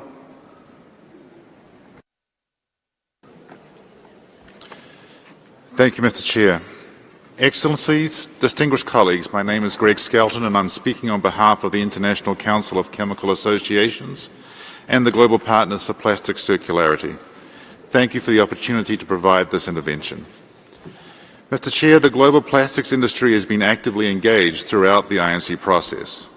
We champion an agreement that is inclusive of countries, effectively combats plastic pollution, promotes the circularity of plastics, and enables society to continue to benefit from plastics. Circularity goes beyond recycling. It involves designing products for reuse and recyclability, improving collection and sorting systems, especially for the 2.7 billion people lacking access to waste collection, and advancing innovations that transform used plastics into new products. Over the course of the past 5 negotiations, industry has consistently shared our ambition and been clear on our positions, which are available on our website at plasticcircularity.org. We have heard and responded to concerns from governments by developing tools that demonstrate the industry's commitment to transparency, including the ICCA Plastics Additives Database, which provides details on regulation and use of the 4,549 plastic additives verified in commerce. And we continue to invest in innovations in product design, collection, recycling and reuse of plastics to accelerate the transition towards a circular economy. As the final INC session opens, there is a unique opportunity for alignment with governments and civil society, including the private sector, to address plastic waste in our environment. The perfect should not be the enemy of the possible. ICCA encourages governments to focus on common ground and deliver an agreement that is practical, implementable and achievable. Industry is eager to work in partnership with the governments to help solve the global challenge of plastic pollution while accelerating the transition to a more circular economy. Thank you, Mr. Chair. And I thank the International Council of Chemical Associations. Now I would like to give the floor to the International Chamber of Commerce, this mic 16. So it's the International Chamber of Commerce, microphone 16. Mr. Chair, Your Excellencies, distinguished delegates, my name is Raylene Martin and I speak on behalf of the International Chamber of Commerce, the world's largest business organization. We thank the INC Secretariat for their tireless efforts and the Government of Switzerland for hosting us here in Geneva, a fitting location for international cooperation and multilateral progress. The global business community stresses the urgent need to conclude an effective and workable agreement that meets the UNEP 514 mandate and matches the urgency of the plastic pollution crisis. We are at a defining moment. INC 5.2 must deliver clear direction and a framework to accelerate action by all sectors toward a future free from plastic pollution. The world is watching, and the credibility of multilateralism depends on what we achieve here.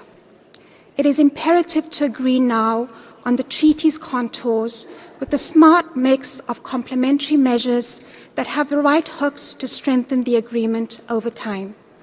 In this regard, we highlight 4 priorities. First, a fully circular approach must be central.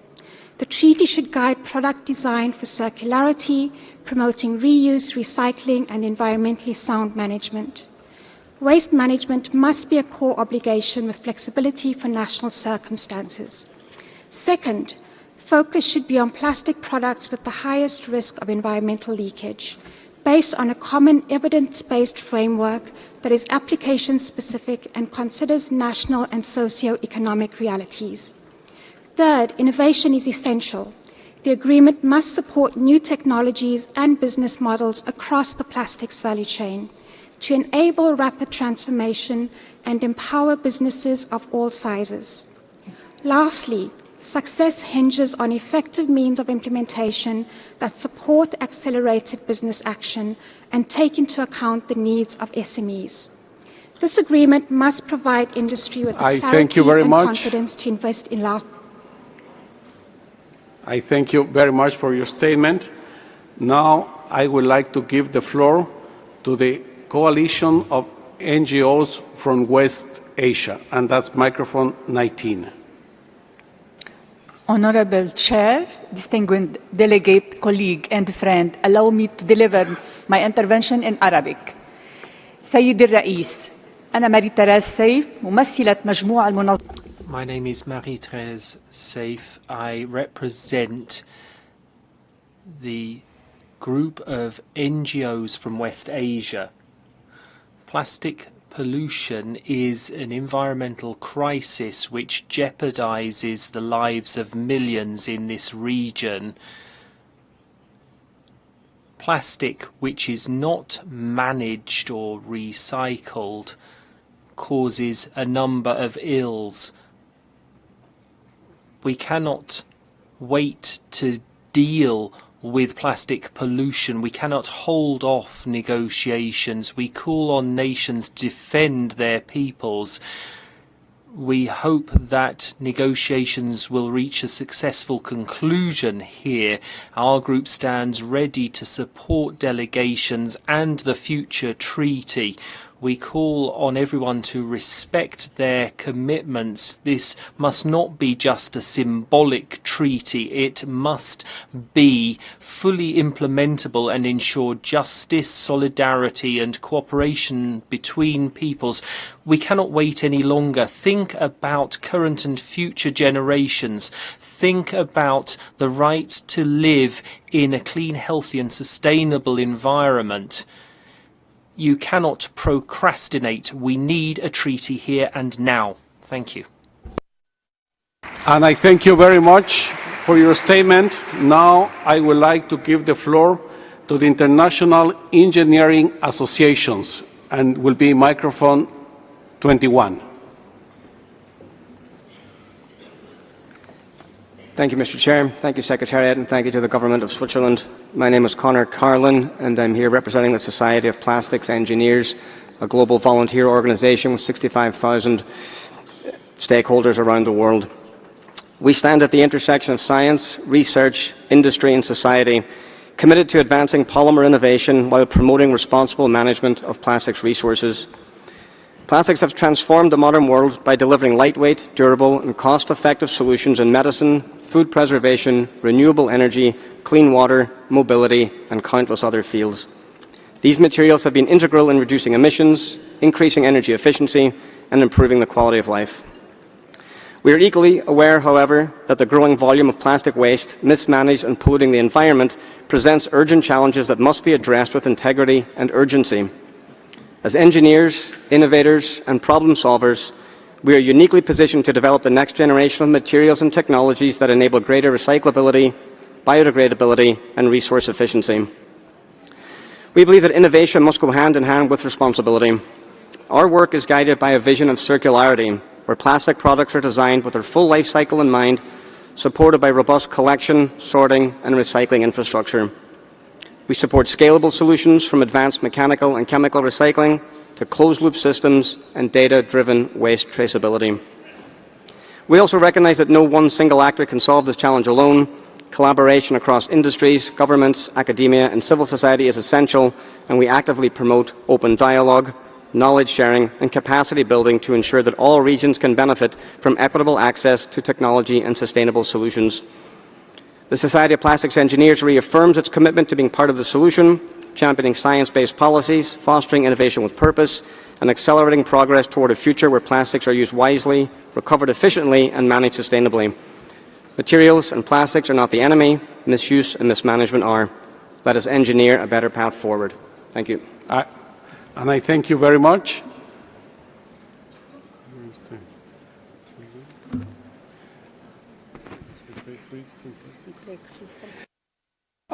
Now I would like to give the floor to Break Free from Plastics, and that's microphone 1, please. You have the floor. Thank you, Honorable Chair. Esteemed delegates, I am John Beard, Jr., and I'm speaking on behalf of the Break Free from Plastics movement and the United States Environmental Justice Delegation. I come to you from the belly of the beast in Port Arthur, Texas, a cancer cluster, thanks to the petrochemical industry.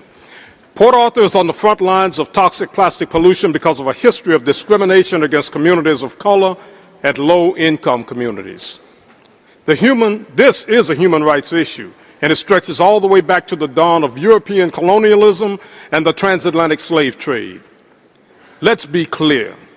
These negotiations have been captured by the fossil fuel and petrochemical industries.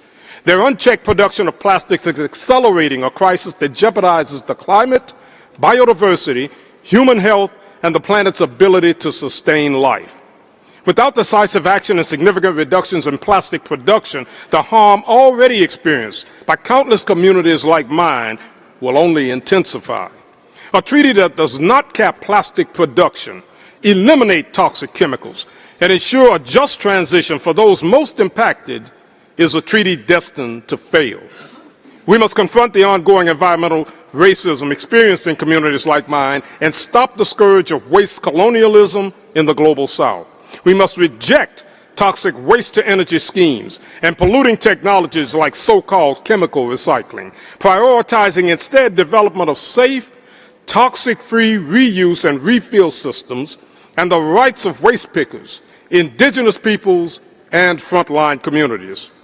While we should be guided by consensus, when consensus cannot be reached, countries must have the ability to vote on substantive issues, ensuring that deadlocks do not continue to derail progress. While my community is on the front lines of environmental injustice and toxic pollution, micro and nanoplastics poison people no matter how far from the lines you may live. I thank you very much for your statement. Thank you. Please, dear colleagues. Thank you, please. Thank you very much for sharing these interventions. And now I would like to invite the Secretariat to provide information on the timing and location of the meetings of the contact groups that we will start this afternoon at 3 p.m. Please, Secretariat, you have the floor. Thank you, Chair. So just to confirm the new schedule for today, CG Contact Group 1 will meet from 3 to 6 p.m. in room 19. Contact Group 4 will meet from 3 to 6 p.m. in room 18. Contact Group 2 will meet from 7:30 p.m. onwards in room 18. And Contact Group 3 from 7:30 p.m. onwards in room 19. Thank you. I thank you very much, the Secretariat, and we will be meeting, as I announced before, working with the Secretariat and the Bureau on the scheduling for today and the next days. And distinguished delegates, this brings us to the conclusion of our meeting today. We have a lot of work ahead of us over these 10 days. Thank you, distinguished delegates, for being conscientious of the time as we embark on completing the work of the INC at this resume session. Let's treat each other with sorry, please, dear colleagues. Oh, I see Ghana asking the floor. Please, Ghana, you have the floor. Thank please, you, Chair. Could you please take a seat? We haven't finished the session yet. Please. Thank you. Ghana, you have the floor. Thank you, Chair. We kindly request that the information is repeated. Thank you.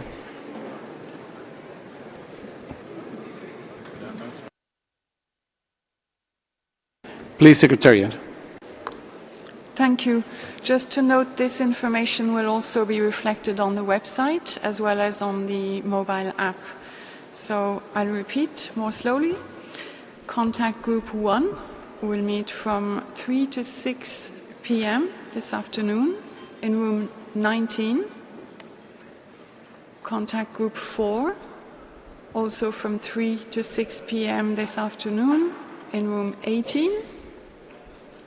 Contact Group 2 from 7:30 p.m. onwards in room 18.